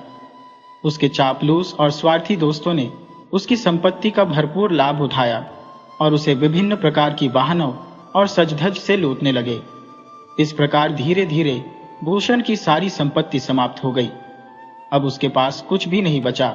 मां ने पहले ही उसे चेताया था, बेटा, ये दोस्त मौका परस्त होते हैं। जो पैसे तुम लुटा रहे हो, कल वे तुम्हारी ओर मुंह फेर लेंगे। जब तक तुम्हारे पास धन दौलत है, तब तक ही वे तुम्हारे मित्र हैं। जब तुम्हारे पास कुछ नहीं रहेगा तो वे तुम्हें तुरंत छोड़ देंगे। ऐसे लोगों से दूर रहना चाहिए। लेकिन भूषण ने अपनी मां की बातों की कभी परवाह नहीं की। वह उनकी सलाह को एक कान से सुनता और दूसरे से निकाल देता था। अब जब भूषण के पास कोई संपत्ति नहीं बची तो उसके स्वार्थी दोस्त ऐसे गायब हो गए जैसे गधी के सिर से सींग गायब हो जाते हैं। अब भूषण को यह एहसास हुआ कि उसे धन का खोना उतना दुखदाई नहीं था जितना कि दोस्तों की बेवफाई से दुख था। उसने सोचा, पैसा तो आता जाता रहता है, लेकिन सच्चे दोस्तों की पहचान ही सबसे महत्वपूर्ण होती है। समय के कठिन दौर में ही मित्रता की सच्चाई उजागर होती है। जब मां ने देखा कि भूषण दुखी है तो उन्होंने कहा, बेटा, अब दुखी होने से कोई लाभ नहीं। जो होना था वह हो चुका। अगर तुमने मेरी बात मानी होती तो आज यह दिन देखने को नहीं मिलता, लेकिन तुमने मेरी सलाह नहीं मानी, इसीलिए यह स्थिति आई है। अब चिंता मत करो, मैं अपने जीवन की संपत्ति बेचकर कोई व्यापार शुरू कर दूंगी। लेकिन याद रखो, भविष्य में किसी स्वार्थी व्यक्ति को दोस्त मत बनाना। भूषण ने मां की सलाह मान ली। उसने अपनी मां की ज्वेलरी बेचकर अपना व्यापार शुरू किया। कुछ ही समय में उसका व्यापार सफल होने लगा, लेकिन भूषण फिर से स्वार्थी दोस्तों से मिलने की आदत में फंस गया। भूषण ने अपनी मां से कहा, मां, मैं बिना दोस्तों के नहीं रह सकता।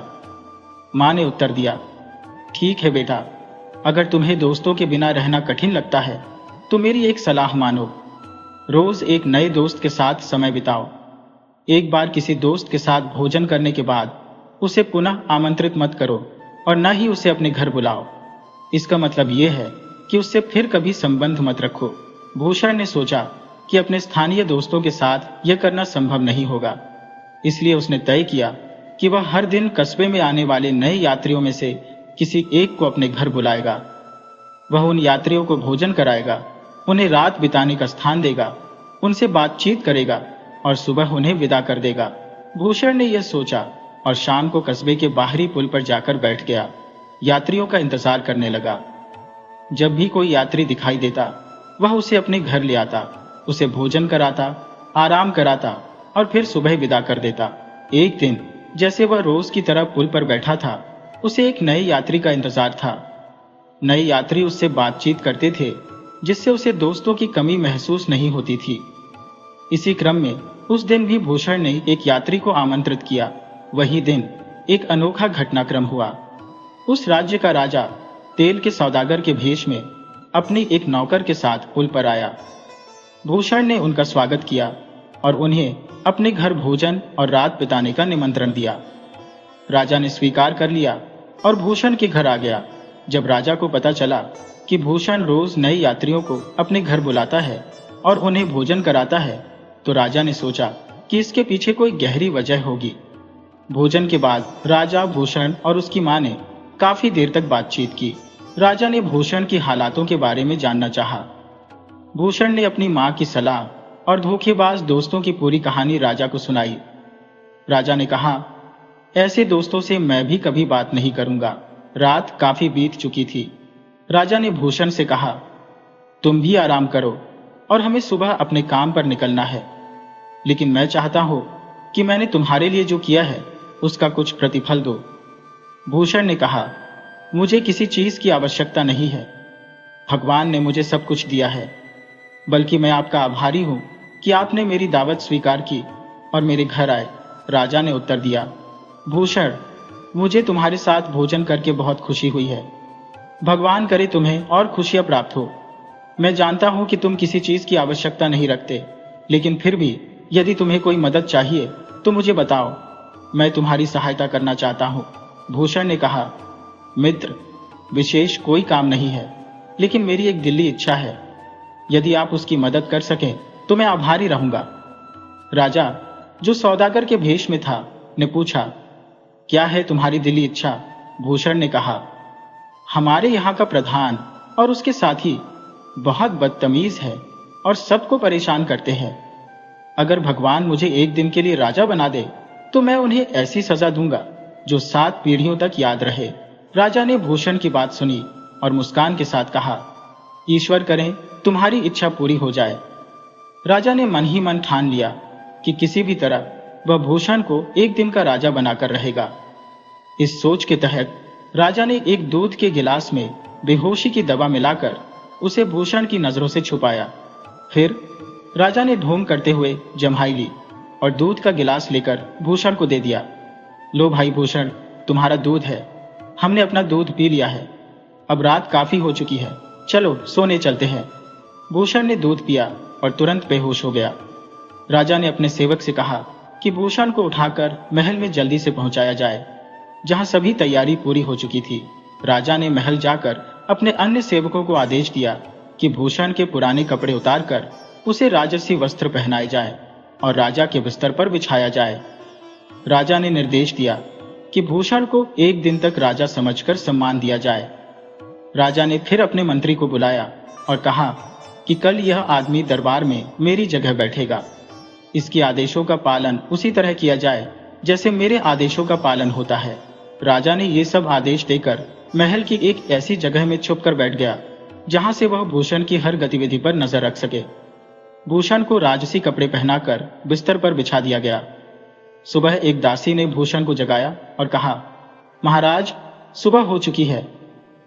भूषण ने आंखें खोली और आश्चर्यचकित हो गया कि अचानक उसे राजसी स्थिति प्राप्त हो गई है। वह हैरान होकर चारों ओर देखने लगा, खुद को, दासी को और महल के भव्य कमरे को देखता रहा और यही सोचता रहा कि कहीं यह सपना तो नहीं है। फिर आंखें बंद करके लेट गया और सोचा कि यह सब शायद तेल के सौदागर से हुई बातचीत के दौरान बात आई थी। जब भूषण ने दोबारा सोने के लिए आंखें बंद की तो दासी ने बड़ी सभ्यता से उसे जगाया और कहा, राजा साहब, यह ध्यान देने का समय है। भूषण ने यह सुनते ही झट से उठकर बैठ गया और सोचा कि भगवान ने सचमुच उसे राजा बना दिया है। तभी एक लंबा और प्रभावशाली व्यक्ति आया और भूषण से बोला, राजा साहब, आप ठीक हैं? जल्दी कीजिए, दरबार का समय हो रहा है। बहुत से लोग आपका दरबार में इंतजार कर रहे हैं। भूषण और भी अधिक हैरान हुआ और उस व्यक्ति से पूछा, तुम किसके बारे में बात कर रहे हो? व्यक्ति ने उत्तर दिया, आपके बारे में राजा साहब। भूषण ने कहा, देखो भाई, तुम्हें कोई गलत फहमी हुई है, मैं कोई राजा नहीं हूं। व्यक्ति ने आदब से कहा, यह कैसे हो सकता है महाराज? मैं आपका सेवक हूं, आपको कैसे भूल सकता हूं? लगता है आपने बुरा सपना देखा है। भूषण ने दासी को बुलाया और पूछा, मुझे बताओ, मैं कौन हूं? दासी ने जवाब दिया, आप इस राज्य के राजा हैं और हमारे मालिक हैं। भूषण को यह सब देखकर समझ में नहीं आ रहा था कि उसके साथ क्या हो रहा है। कल तक वह एक सामान्य आदमी था और आज अचानक राजा कैसे बन गया? फिर उस व्यक्ति ने कहा, महाराज, दरबार में फरियादी पहुंचने वाले हैं, जल्दी चलिए। भूषण ने बिस्तर से उठकर महल का निरीक्षण किया, जहां हर कोई राजा को सलाम कर रहा था। भोजन के स्थान पर भी सभी झुककर उसे सलाम कर रहे थे। भूषण ने भी सभी को सलाम का जवाब देते हुए दरबार में प्रवेश किया और अपनी जगह पर बैठ गया। अब मंत्री ने दरबार में लोगों की शिकायतें पेश करना शुरू किया, लेकिन भूषण ने पहले मंत्री को आदेश दिया कि राजसी दारोगा को तुरंत हाजिर किया जाए। दारोगा जब उपस्थित हुआ तो भूषण ने अपने मोहल्ले का नाम लेते हुए कहा कि वहां के प्रधान और उसके सहयोगियों को सजा दी जाए, उन्हें शहर में घुमाकर उनकी जलील कर दी जाए और यह संदेश दिया जाए कि यह सजा उन लोगों के लिए है जो मोहल्ले वालों को परेशान करते हैं। भूषण की बातों का पालन किया गया। भूषण ने आदेश दिया कि उसी मोहल्ले में एक लड़का रोशन रहता है और उसकी मां भी वहीं निवास करती है। उस लड़के की मां को 1000 सोने के सिक्के भेजे जाए। यह कार्य भी भूषण के आदेश पर पूर्ण कर दिया गया। इसके बाद भूषण ने एक फरियादी की शिकायत सुनी और उसका निर्णय किया। फिर वह महल में वापस आया। उसे खाने की मेज पर ले जाया गया, जहां विविध प्रकार के व्यंजन सजाए गए थे। चारों ओर लजीज और स्वादिष्ट भोजन थालियों में सजा हुआ था, जो सोने और चांदी की थालियों में परोसा गया था। सुंदर दासियां भोजन परोस रही थी और भूषण चारों ओर से सुंदर दासियों से घिरा हुआ था। भूषण को यह सब हकीकत मानने में कठिनाई हो रही थी। उसने अपने आप को चुटकी काटी और महसूस किया कि वह सचमुच राजा बन चुका है। भोजन के दौरान भूषण ने दासियों को अपने पास बैठाया और सभी को अपने हाथों से खाना खिलाया, साथ ही उनके नाम पूछे। फिर उसे एक और कमरे में ले जाया गया, जो पहले से भी अधिक भव्य और सज्जित था। भूषण ने वहां बिछे तकिए को संभाला और कमरे में बज रहे संगीत और नृत्य का आनंद लिया। एक दासी ने राजा के इशारे पर बेहोशी की दवा मिलाकर एक प्याला पेश किया। भूषण ने उसे पी लिया और बेहोश हो गया। राजा ने तत्काल आदेश दिया कि भूषण के कपड़े उतारकर उसे अपने पुराने कपड़े पहनाए जाए और उसे उसके घर भेज दिया जाए। सुबह जब भूषण की आंख खुली तो उसने पाया कि वह अपने पुराने घर में है। उसने चारों ओर देखा और दासियों के नाम लेकर उन्हें पुकारा, लेकिन कोई भी उसकी आवाज पर नहीं आया। अंततः उसकी मां आई और पूछा, क्या हुआ बेटा भूषण, तुम कैसी बातें कर रहे हो? भूषण ने अपनी मां से पूछा, तुम किसे अपना बेटा कह रही हो मां? मां ने उत्तर दिया, अरे बेटा, क्या तुम अपनी मां को नहीं पहचानते? भूषण ने कहा, खबरदार, इज्जत से पैसा हो। कौन भूषण? मैं तो इस राज्य का राजा हूं। यह सुनकर उसकी मां चिंतित हो गई और सोचा कि शायद उसका बेटा पागल हो गया है। उसने अपने बेटे को समझाने की कोशिश की कि होश में आओ, ऐसा ना हो कि किसी को तुम्हारी बातें सुनने को मिल जाए और हमारी मुश्किलें बढ़ जाए। भूषण ने होश में आकर मां से पूछा, क्या मैं सच में राजा हूं? मां ने जवाब दिया, हाँ बेटा, तुम मेरे ही कुलभूषण हो और यह तुम्हारा घर है।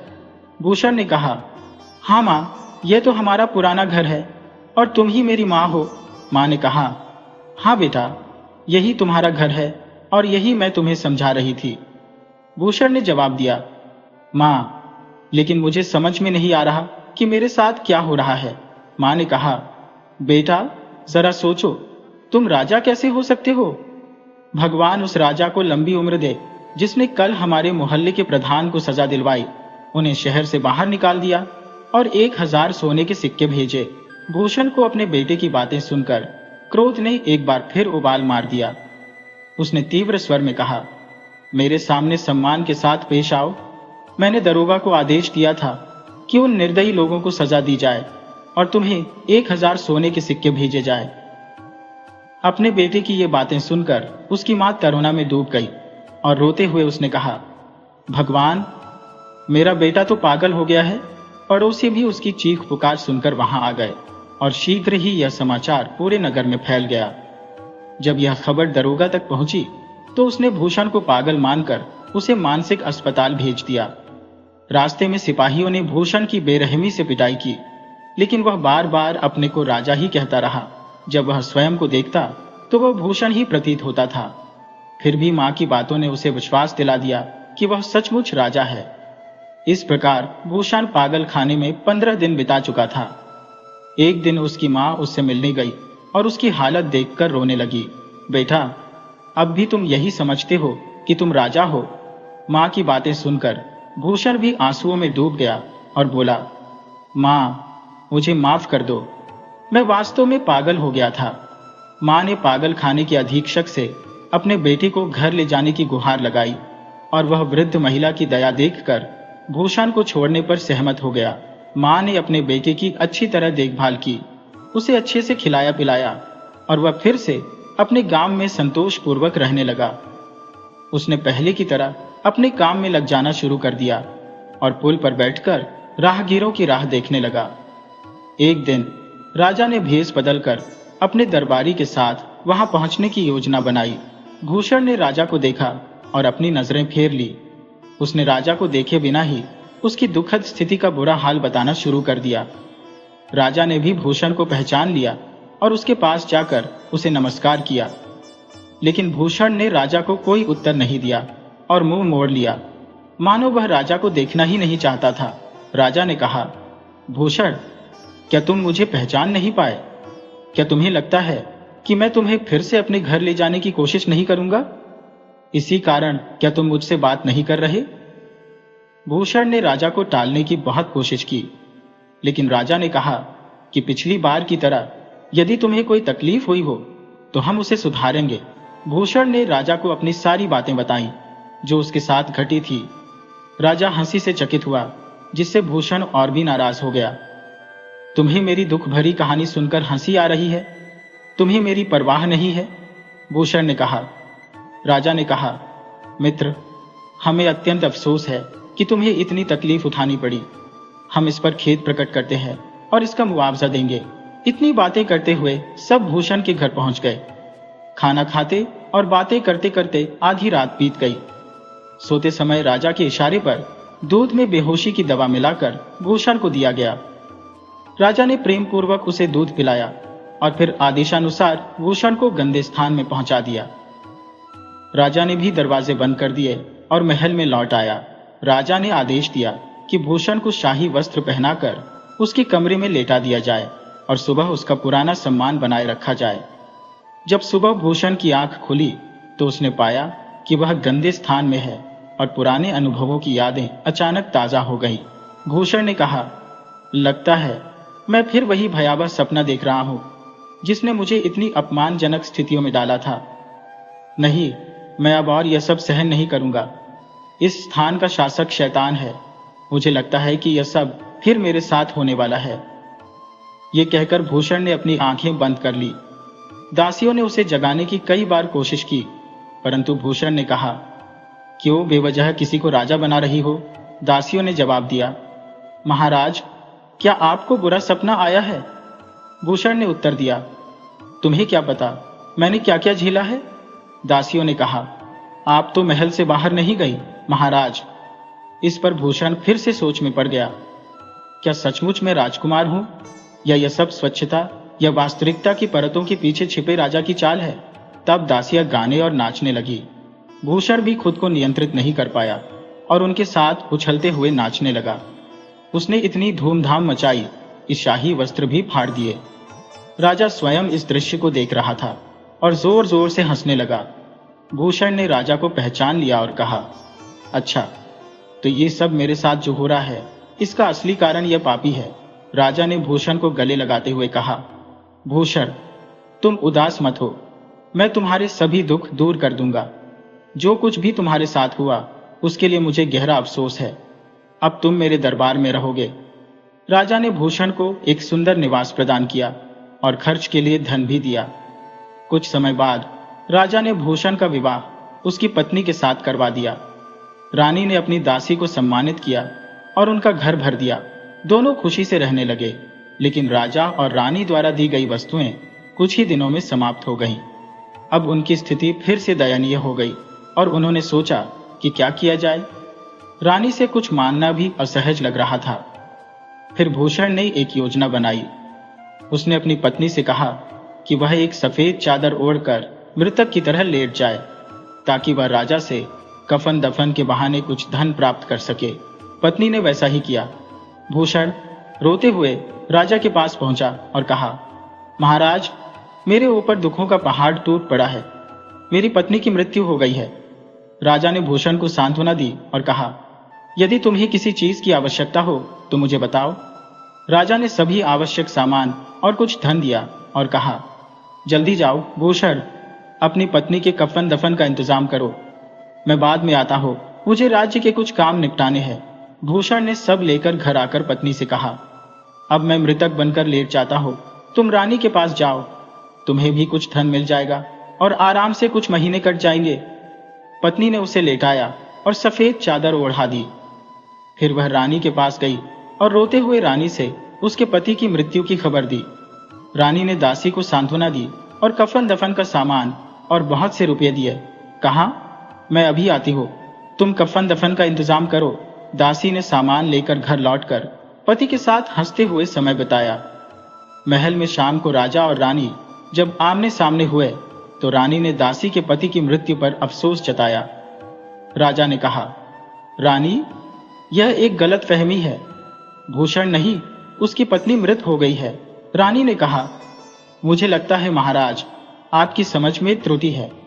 भूषण की मृत्यु हो चुकी है। उसकी पत्नी हाल ही में मेरे पास आई थी और उसने कहा कि उसकी किस्मत तो ध्वस्त हो चुकी है, उसके पति की मौत हो गई है। वह अत्यंत शोकाकुल थी, इसलिए मैं कैसे मान सकती हूँ कि उसका पति जीवित है। पत्नी ही नहीं महाराज। तो राजा ने कहा, मेरी बात मानो, वह स्वयं मेरे पास आकर अपनी पत्नी की मृत्यु की खबर लेकर गया था। रानी ने यह सुनकर अडिग रहते हुए कहा, नहीं, ऐसा कैसे हो सकता है। इस पर दोनों राजा और रानी के बीच तीखी बहस शुरू हो गई, क्योंकि दोनों अपनी अपनी बात पर दृढ़ थे। राजा ने तीसरे व्यक्ति को भूषण के घर भेजकर सत्यता की पुष्टि करवाई और वह व्यक्ति आकर राजा को सूचित किया कि भूषण जीवित है और उसकी पत्नी की मृत्यु हो चुकी है। रानी ने फिर भी विश्वास नहीं किया। कई और व्यक्तियों को भेजा गया, लेकिन सत्यता की पुष्टि नहीं हो पाई। अंततः राजा और रानी ने स्वयं भूषण के घर जाने का निश्चय किया। राजा और रानी जब अपने नौकरों के साथ वहां पहुंचे तो उन्होंने देखा कि भूषण और उसकी पत्नी पलंग पर लेटे हुए थे, जैसा कि पहले से अनुमान था। राजा और रानी के आगमन को देखकर उन्होंने मृतकों की तरह लेटे रहने का अभिनय किया। राजा और रानी ने दोनों को देखा और अफसोस जताया कि हे भगवान, दोनों एक दूसरे के दुख को सहन न कर सके और चल बसे। राजा ने कहा, यदि कोई मुझे बता दे कि इनमें पहले कौन मरा है तो मैं उसे इनाम स्वरूप 500 सोने के सिक्के दूंगा। भूषण ने राजा की बात सुनते ही तुरंत उठकर बैठ गया और राजा के चरणों में गिरकर कहा, पहले 500 सोने के सिक्के दिलवाइए, फिर मैं बताऊंगा कि पहले कौन मरा। यह दृश्य देख उसकी पत्नी ने भी चादर हटा दी और रानी के चरणों में गिरकर माफी मांगने लगी। इन हरकतों से सभी चकित रह गए और रानी तो भयभीत हो गई कि क्या मुर्दे जीवित हो जाते हैं। राजा ने भूषण से पूछा कि उसने ऐसा नाटक क्यों किया। भूषण ने हाथ जोड़ते हुए कहा, महाराज, हमारी तनहाली से परेशान होकर हमने यह सब रचा था ताकि आप हमारी सहायता करें। राजा, जो पहले से ही भूषण पर मेहरबान था, ने उसे और अधिक धन दिया और ऐसी हरकतें न करने का वचन लिया। दोस्तों, यदि आपको हमारी यह कहानी पसंद आई हो तो कृपया हमारे चैनल को सब्सक्राइब करें, वीडियो को लाइक करें और शेयर करें।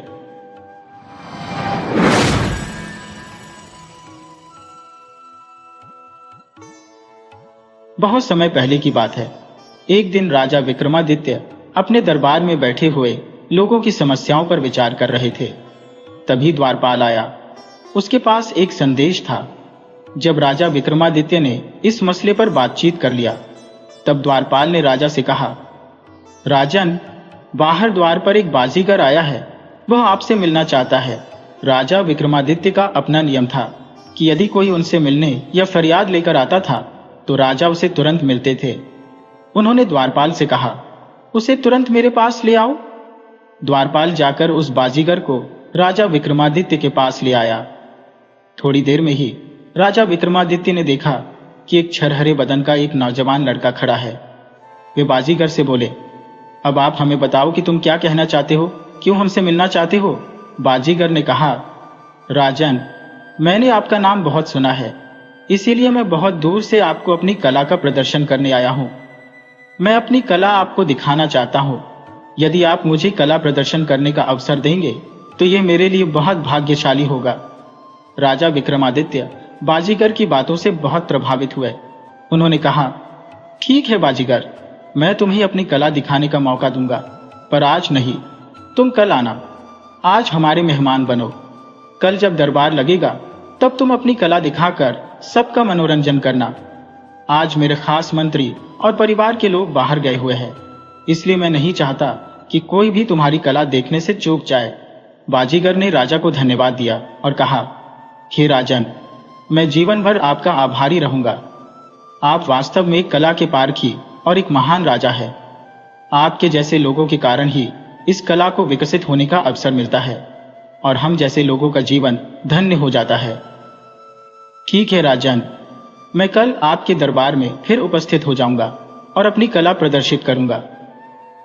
फिर वह चला गया। राजा ने मंत्रियों को आदेश दिया कि उस बाजीगर का पूरा ख्याल रखा जाए। उसे किसी प्रकार की भी कोई तकलीफ नहीं होनी चाहिए। अगले दिन प्रातः दरबार में लगभग सभी कर्मचारी मौजूद थे।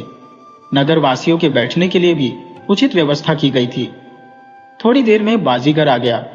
उसने एक हाथ में एक बड़ी सी झोली ले रखी थी। शायद उसमें उसने अपने सारे उपकरण रखे थे। उसके साथ एक बहुत ही खूबसूरत औरत थी। शायद वह उसकी पत्नी थी। विक्रमादित्य को बड़ा आश्चर्य हुआ यह देखकर कि बाजीगर की पत्नी इतनी सुंदर थी और उसका पहनावा भी किसी राजकुमारी से कम नहीं था। वह बिल्कुल राजकुमारियों की तरह सजी संवरी हुई थी और देखने में बहुत सुंदर लग रही थी। बाजीगर ने राजा के मन की बात को भांप लिया और वह कहने लगा, महाराज, क्या राजाओं को ही खूबसूरत औरत रखने का अधिकार होता है? मेरे जैसे कलाकार भी तो खूबसूरत औरत रख सकते हैं। उसकी बात से राजा विक्रमादित्य थोड़े से हतप्रभ हो गए और फिर मुस्कुराकर बोले, बिल्कुल, कलाकार हर व्यक्ति को समान अधिकार है। अब तुम अपनी कला का प्रदर्शन करो। बाजीगर ने आदेश मिलते ही अपनी झोली में से एक रस्सी निकाली। रस्सी का एक बड़ा सा गुच्छा निकाला। उसका एक छोर उसने अपने हाथ में पकड़ा और बाकी का गुच्छा हवा में उछाल दिया। गुच्छा हवा में जाकर गायब हो गया। वह कितना ऊपर तक गया, अंदाजा लगाना बड़ा मुश्किल था, क्योंकि वह दिखाई देना बंद हो गया था। बाजीगर ने राजा विक्रमादित्य से कहा, राजन, मैं यह रस्सी पकड़कर ऊपर जा रहा हूं, कृपया मेरी पत्नी का ध्यान रखना। फिर वह रस्सी पकड़कर ऊपर चढ़ने लगा। इतना ऊंचा चढ़ गया कि अब वह दिखाई देना बंद हो गया। सभी लोग उसकी वापसी की प्रतीक्षा करने लगे। पूरा दिन बीत गया, लेकिन वह वापस नहीं आया। उसकी पत्नी चिंतित हो उठी। राजा ने उसे समझाया कि वह चिंता न करे, उसका पति लौट आएगा, लेकिन वह नहीं मानी। रात भी आ गई और फिर बीत गई, लेकिन बाजीगर वापस नहीं आया। अगले दिन उसकी पत्नी ने राजा से विनती की कि उसके लिए एक चिता सजाई जाए। वह अपने पति के वियोग में सती होना चाहती है। सबने उसे समझाने का प्रयास किया, पर वह नहीं मानी। अंततः राजा ने हार मानकर आदेश दिया कि उसके लिए चिता तैयार की जाए। बाजीगर की पत्नी चिता पर बैठ गई और उसमें आग लगा दी गई। चिता धू धू कर जल उठी। राजा को अपनी बेबसी पर बहुत दुख हुआ कि वह कुछ भी नहीं कर सके। थोड़ी देर में सब कुछ जलकर राख हो गया। राजा विक्रमादित्य इतने दुखी हो गए कि उन्होंने पूरे राज्य में 2 दिन का अवकाश घोषित कर दिया और खुद भी एकांत में चले गए। घटना को 2 दिन बीत गए। राजा विक्रमादित्य ने उदास मन से दरबार आरंभ किया। दरबार शुरू हुए कुछ ही समय हुआ था कि आसमान में गई रस्सी में हलचल हुई। सब लोग आसमान की ओर देखने लगे। तभी बाजीगर का कटा हुआ हाथ नीचे आ गिरा। सभी लोग हैरान रह गए। फिर दूसरा हाथ, दोनों पैर और शरीर के बाकी हिस्से भी कटकर नीचे आ गिरे। राजा विक्रमादित्य को बाजीगर की मृत्यु पर बहुत दुख हुआ और उन्होंने उसके शरीर के सभी हिस्सों को इकट्ठा करके धार्मिक रीति रिवाज के अनुसार दाह संस्कार करवा दिया। इस घटना को 10 दिन बीत गए। एक दिन जब दरबार लगा था, तभी रस्सी में फिर से हलचल हुई। अब सब लोग उसके पास जाकर देखने लगे। सबकी निगाहें ऊपर की ओर थी। उन्होंने देखा कि बाजीगर रस्सी के सहारे नीचे उतर रहा था। उसे सुरक्षित देखकर राजा और कर्मचारी स्तब्ध रह गए। उन्हें विश्वास ही नहीं हो रहा था कि यह कैसे संभव हो गया। एक मंत्री ने हैरानी से कहा, यह तो मर चुका था, फिर कैसे जीवित हो गया? थोड़ी देर में बाजीगर वापस आ गया और उसने राजा को प्रणाम किया। उसने कहा, महाराज, मैं जीवित लौट आया हूं। राजा ने उससे पूछा, तुम कैसे जीवित लौट आए? बाजीगर ने उत्तर दिया, राजन, यह सब मेरा कौशल था। अब कृपया मेरी पत्नी को बुलवा दीजिए। राजा ने अपना सिर पकड़ लिया और सोचा कि उन्होंने क्या अपराध कर दिया। वे बाजीगर के खेल का हिस्सा क्यों नहीं समझ सके? वे उसकी पत्नी को कहां से वापस लाएंगे? बाजीगर ने पूरी बात सुनाने के बाद राजा से कहा, राजन, आपकी पत्नी तो सती हो चुकी है और हमें नहीं पता था कि यह सब आपके खेल का हिस्सा है। बाजीगर बोला, राजन, आप जो भी कह रहे हैं सब झूठ है। ऐसा लगता है कि आपका मन मेरी पत्नी पर आ गया है, इसलिए आप मुझे ये मनगढ़ंत कहानी सुना रहे हैं। राजा विक्रमादित्य को यह सुनकर बहुत अजीब लगा। बाजीगर ने उन पर लांछन लगाया था जो उन्हें बिल्कुल भी सहन नहीं हुआ। वह बोले, बाजीगर, शायद तुम मेरे बारे में नहीं जानते हो। मैं न्याय के लिए कुछ भी कर सकता हूं, लेकिन कभी भी गलत कार्य नहीं करता। बाजीगर ने कहा, राजन, मैं आपकी बात समझता हूं, पर मुझे इस बात पर विश्वास नहीं हो रहा है। मेरा आपसे निवेदन है कि मेरी पत्नी को मुझे वापस कर दें। मैं उसके बिना नहीं जी पाऊंगा। लोगों ने भी बाजीगर को बहुत समझाया, लेकिन वह नहीं माना। उसने कहा, मुझे एक बार उसे आवाज देने दो। यदि वह महल में कहीं भी होगी तो आ जाएगी। राजा ने कहा, ठीक है, आप आवाज दे सकते हैं। बाजीगर ने जैसे ही अपनी पत्नी को आवाज दी, उसकी पत्नी दौड़ती हुई महल से बाहर आ गई। वहां उपस्थित सभी मंत्रीगण, प्रजा और राजा हैरान रह गए। सब सोचने लगे, ये कैसे संभव है? उसकी पत्नी तो हमारे सामने चिता में बैठकर मृत्यु को प्राप्त हो गई थी, लेकिन यह कहां से आ गई? राजा विक्रमादित्य ने सारी बात समझी। यह सब बाजीगर का जादू था। राजा ने कहा, बाजीगर, तुम्हारे इस प्रदर्शन से मैं बहुत हैरत में हूं। ऐसा मैंने कभी न सुना था और न देखा था। राजा ने मंत्रियों से कहा कि बाजीगर को ढेर सारा इनाम दिया जाए।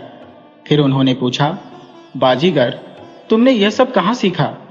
बाजीगर ने उस पाठशाला का नाम और पता राजा को बता दिया। राजा विक्रमादित्य ने तय किया कि वह खुद जाकर यह विद्या सीखेंगे।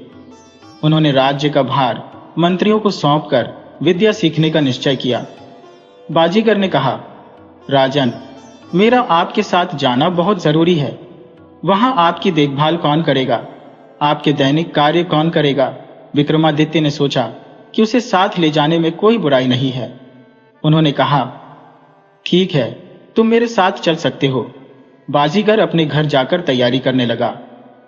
राजा ने अपनी रानी को सारी बात समझाई और कहा, रानी जी, मुझे वापस आने में 1 महीना या उससे ज्यादा समय लग सकता है, इसलिए मैं तुम्हें एक रहस्यमय शब्द बता रहा हूं। जब भी मैं लौट कर आऊं तो तुम मुझसे यह शब्द जरूर पूछना। रानी, यदि मैं यह नहीं बता पाऊं जो गुप्त शब्द मैं तुम्हें बता रहा हूं, तो समझ जाना कि मैं नहीं हूं, मेरा रूप धारण कर कोई और आया है। क्योंकि जो विद्या मैं सीखने जा रहा हूं उसमें माया जाल की असीमित संभावनाएं हैं, इसीलिए मैंने तुम्हें पहले ही सचेत कर दिया है। विक्रमादित्य की बात रानी ने समझ ली। अगले दिन सुबह होते ही राजा और उनका विश्वस्त सेवक विद्या सीखने के लिए निकल पड़े। जादू के विद्यालय में पहुंचकर राजा ने अपना परिचय एक साधारण व्यक्ति के रूप में दिया और जादू सीखने की प्रबल इच्छा व्यक्त की। वहां के शिक्षक ने विक्रम को जादू सिखाने के लिए हामी भर दी। शिक्षक ने कहा, आप कौन सी विद्या सीखना चाहेंगे? मेरे पास अनेक विद्याएं हैं और उनमें से किसी एक विद्या को सीखने में कम से कम 2 महीने का समय लगेगा। राजा विक्रमादित्य ने विचार किया कि कौन सी विद्या उनके लिए अधिक उपयोगी होगी। कुछ देर सोचने के बाद उन्होंने कहा, मैं केवल कायाकल्प की विद्या ही सीखना चाहता हूं। शिक्षक ने सहमति जताते हुए कहा, ठीक है, तुम्हारी शिक्षा कल से शुरू होगी। आज तुम आराम करो। शिक्षक ने राजा को रहने के लिए एक आवास दिखाया और कहा कि इस विद्या के लिए हर दिन 1 स्वर्ण मुद्रा देनी होगी। विक्रमादित्य ने सहमति व्यक्त की। अगले दिन से राजा विक्रमादित्य ने शिक्षा आरंभ कर दी। रोज तख्ती पर लिखकर उसे याद कर लेते थे। इस प्रकार दोनों शिक्षक और शिष्य ने विद्या में निपुणता प्राप्त की। शिक्षा पूर्ण होने के बाद दोनों ने अपने गुरु से विदा ली और घर लौटने के लिए निकल पड़े। रास्ते में उनके सेवक ने पूछा, महाराज, आपने विद्या तो सीख ली पर उसका प्रयोग करके नहीं दिखाया। विक्रमादित्य बोले, विद्या का प्रयोग तभी किया जा सकता है जब कोई मृत जीव मिल जाए। कुछ देर बाद जंगल में एक मृत हाथी दिखाई पड़ा। राजा ने कहा, यह मृत हाथी हमारी विद्या के लिए उपयुक्त रहेगा। राजा ने अपने घोड़े को पेड़ के नीचे बांध दिया और अपने सेवक से कहा, तुम मेरे शरीर का ध्यान रखना, मैं इस मृत हाथी की काया में प्रवेश करूंगा। सेवक ने सहमति जताई। राजा ने अपने शरीर को छोड़ा और हाथी की काया में प्रवेश किया। हाथी जीवित होकर खड़ा हो गया। सेवक ने तुरंत राजा के शरीर में प्रवेश कर लिया और अपने पुराने शरीर को नष्ट कर दिया ताकि राजा उसका प्रयोग नहीं कर सके। विक्रमादित्य समझ गए कि उनके साथ धोखा हो गया है, पर वे तत्काल कुछ नहीं कर सकते थे। उन्होंने सोचा कि नाई उनके हाथी वाले शरीर को नुकसान न पहुंचा दे, इसलिए वे जंगल में भाग गए। नाई सीधा महल में पहुंचा और चूंकि उसने राजा का रूप धारण कर रखा था, सैनिकों और मंत्रियों ने उसे पहचाना नहीं। अब नाई ने राजा के रूप में अपने सैनिकों को आदेश दिया कि पास के जंगल में जितने भी हाथी हैं सभी को पकड़कर लाया जाए। अगले दिन कई हाथी पकड़कर लाए गए, जिनमें राजा विक्रम भी थे। नाई ने आदेश दिया कि इस हाथी को छोड़कर बाकी हाथियों को जंगल में छोड़ दिया जाए। हाथी को एक स्थान पर बांधकर नाई ने आदेश दिया कि इसके सामने कोई भी मरा हुआ जीव न आए, वरना उसे मृत्यु दंड दिया जाएगा। कई दिन बीत गए और कोई भी मृत जीव हाथी बने राजा के सामने नहीं आया। उधर विक्रम के शरीर में उपस्थित नाई रानी के पास गया। रानी ने उनका स्वागत किया और उनसे पहले हालचाल पूछा। फिर रानी ने पूछा, राजा साहब, आप जाते समय मुझे जो गोपनीय शब्द बताकर गए थे वह आपको याद है? विक्रम का रूप धारण किए नाई कुछ भी नहीं बता पाया क्योंकि उसे पता ही नहीं था। उसने बात घुमाते हुए कहा, मुझे इस समय याद नहीं है, जैसे ही याद आएगा मैं बता दूंगा। रानी के मन में शक ने जन्म ले लिया। उन्होंने सोचा कि कुछ तो गड़बड़ है, पर उन्होंने इसका जिक्र नाई के सामने नहीं किया। रानी बोली, स्वामी, मैंने आपकी बताई विधि के अनुसार 1 माह का चंद्रायन व्रत किया हुआ है। इस दौरान मैं आपके साथ नहीं रह सकती, इसलिए इस अवधि के लिए मुझे क्षमा करें। नाई ने सोचा कि जल्दबाजी में रानी को शक हो जाएगा और उसकी पोल खुल जाएगी, इसलिए उसने कहा, कोई बात नहीं रानी, धार्मिक कार्यों में विघ्न नहीं डालना चाहिए। तुम पूरी निष्ठा के साथ अपने व्रत को करो। उधर एक बाज अपने मुख में मृत तोता लेकर उड़ रहा था। अचानक वह तोता हाथी के पास गिर गया। राजा ने तुरंत ही हाथी के शरीर को छोड़कर तोते के शरीर में प्रवेश कर लिया और जंगल की ओर उड़ गया। सैनिकों ने यह घटना नाई को बताई, जिसने राजा का रूप धारण कर रखा था। उसने अपना माथा पीट लिया और कहा, तुम्हारी नियुक्ति का क्या फायदा जब तुम ऐसा साधारण काम नहीं कर सकते। उसने सभी मंत्रियों, सैनिकों और द्वारपालों को कारावास में डालने का आदेश दिया। मंत्रीगण हैरान रह गए कि राजा विक्रमादित्य ने ऐसा फैसला कभी नहीं लिया। वे न्यायप्रिय शासक थे और हमेशा दूसरों की बात सुनने का मौका देते थे। सभी चुप रहे क्योंकि कोई भी राजा के सामने बोलने की हिम्मत नहीं कर सकता था। उधर राजा विक्रमादित्य तोते के रूप में जंगल में पहुंच गए थे, जहां तोतों का एक विशाल झुंड रहता था। वहां उन्होंने उन्हीं के साथ रहना शुरू कर दिया। दूसरी ओर नाई जो राजा बना हुआ था, उसने घोषणा की कि जो भी तोता उसे पकड़ कर लाएगा उसे 2 स्वर्ण मुद्राएं दी जाएंगी। इस घोषणा से नगरवासी खुश हो गए। एक बहेलिया ने सोचा कि उसे भी कुछ धन मिल जाएगा यदि वह तोता पकड़ ले। वह जंगल में गया और वहां जाल बिछा दिया, जहां विक्रमादित्य और अन्य तोते रहते थे। जाल में सभी तोते फंस गए, साथ ही राजा विक्रमादित्य भी फंस गए। तोते उड़ने की पूरी कोशिश कर रहे थे, परंतु जाल से निकलने में असमर्थ थे। तब राजा विक्रमादित्य ने एक तरकीब सुझाई। अगर तुम सबको उचित लगे तो मानना, जब बहेलिया आएगा तब सब मृत होने का नाटक करना। वह हमें मरा हुआ समझकर जाल से निकालकर फेंकेगा, तब हम सब उड़ जाएंगे। तोतों में से एक ने पूछा, आंखें बंद रखकर हम कैसे जानेंगे कि हमें मुक्त किया जा चुका है? राजा विक्रमादित्य ने उत्तर दिया, हम कुल मिलाकर 100 तोते हैं। जैसे ही 100 बार गिरने की आवाज होगी, हम सब एक साथ उड़ जाएंगे। सभी तोते सहमत हो गए और इंतजार करने लगे। कुछ देर बाद बहेलिया आया। उसने देखा कि सभी तोते मर चुके हैं, तो वह उन्हें एक एक कर जाल से निकालने लगा। हर बार जब एक तोता गिरता, गिनती शुरू हो जाती। जैसे ही 100वीं आवाज आई, सभी तोते एक साथ उड़ गए, लेकिन विक्रमादित्य अब भी बहेलिया के हाथ में थे, क्योंकि एक लकड़ी टूटकर गिर गई थी। बहेलिया यह देखकर समझ गया कि उसे मूर्ख बनाया गया है। उसने विक्रमादित्य से कहा, तुम ही इनके गुरु लगते हो। मैं तुम्हें राजा के पास ले जाकर बेचूंगा और मुझे 2 सोने की मुद्राएं मिलेंगी। तब विक्रमादित्य ने मनुष्य की आवाज में कहा, अगर तुम मुझे पास के राजा तुम्भद्र को बेचोगे तो तुम्हें 10 स्वर्ण मुद्राएं मिलेंगी। बहेलिया तोते की मानव आवाज सुनकर हैरान रह गया। वह बोला, तुम तो कोई विशेष प्राणी हो, इसीलिए मैं तुम्हें तुम्हारी बताई हुई जगह पर ही बेचूंगा। तब तोता बने राजा विक्रमादित्य को लेकर बहेलिया राजा तुंगभद्र के पास पहुंचा।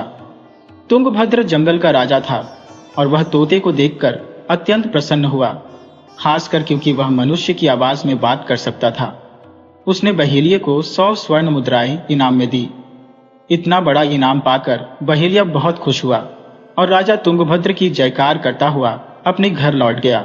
राजा तुंगभद्र ने तोता बने विक्रमादित्य का नाम हीरामन रख दिया और उसे अपना सबसे खास मित्र बना लिया।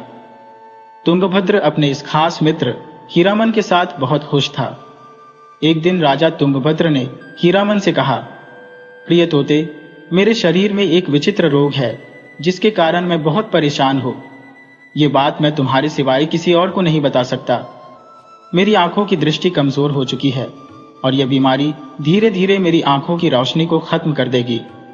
मैंने सभी वैद्यों से इलाज करवाया, लेकिन कोई भी इसका उपचार नहीं कर सका। हीरामन ने कहा, राजा, आप मेरा पिंजरा खोल दें। मैं एक ऐसे व्यक्ति को जानता हूं जिसकी दवा अवश्य आपकी बीमारी ठीक कर देगी। राजा तुंगभद्र को यह बात सही लगी और उन्होंने पिंजरा खोल दिया।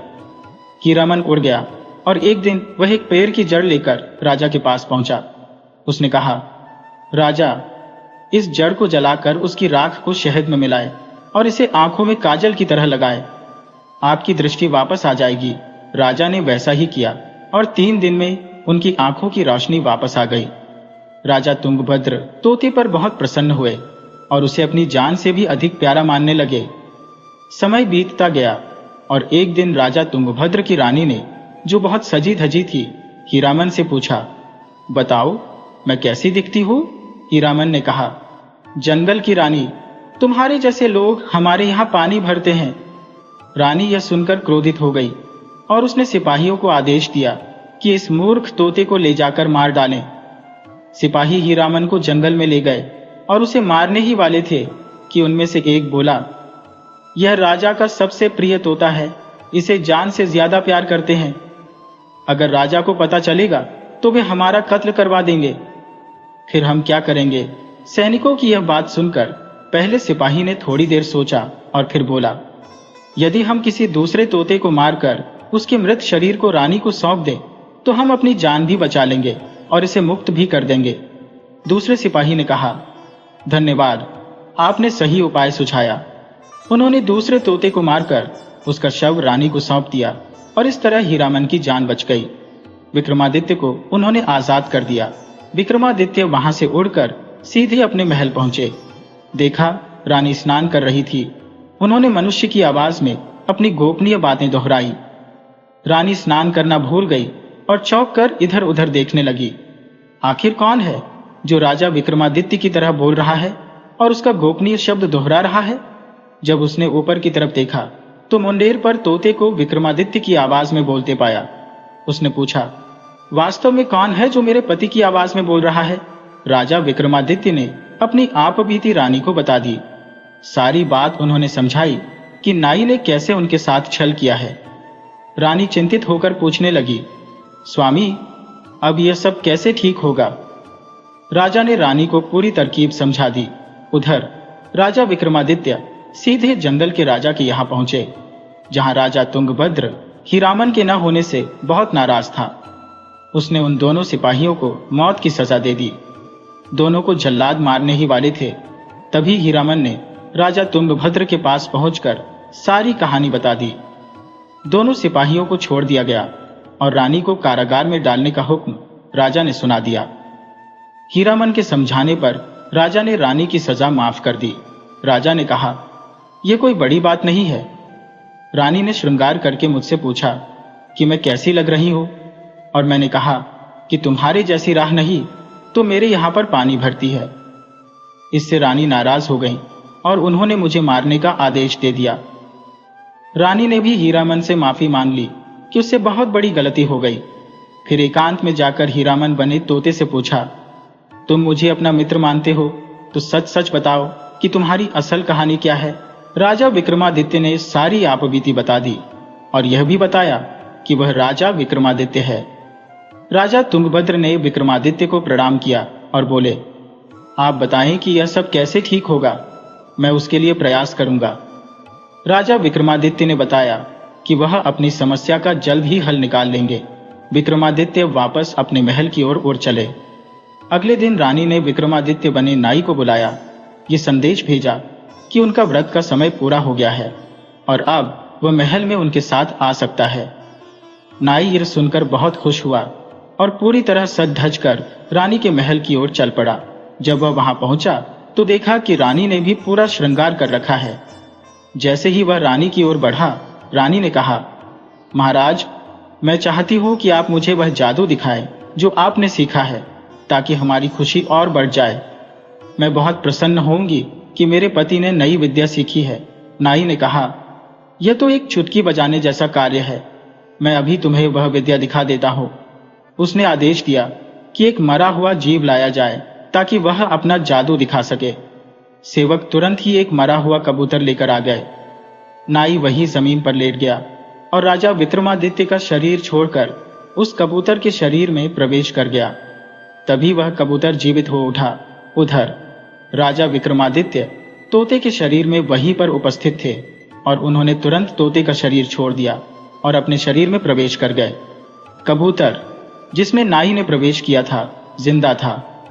रानी तैयार बैठी थी। जैसे ही नाई ने कबूतर के शरीर में प्रवेश किया, उसने उसी समय बिल्ली छोड़ दी। बिल्ली ने एक ही बार में कबूतर का खात्मा कर दिया। राजा विक्रमादित्य अब अपनी रानी और अपने परिवार के साथ आनंद पूर्वक समय व्यतीत करने लगे। दोस्तों, अगर आपको हमारी कहानी अच्छी लगी हो तो कृपया हमारे चैनल को अधिक से अधिक लाइक करें, सब्सक्राइब करें और शेयर करें।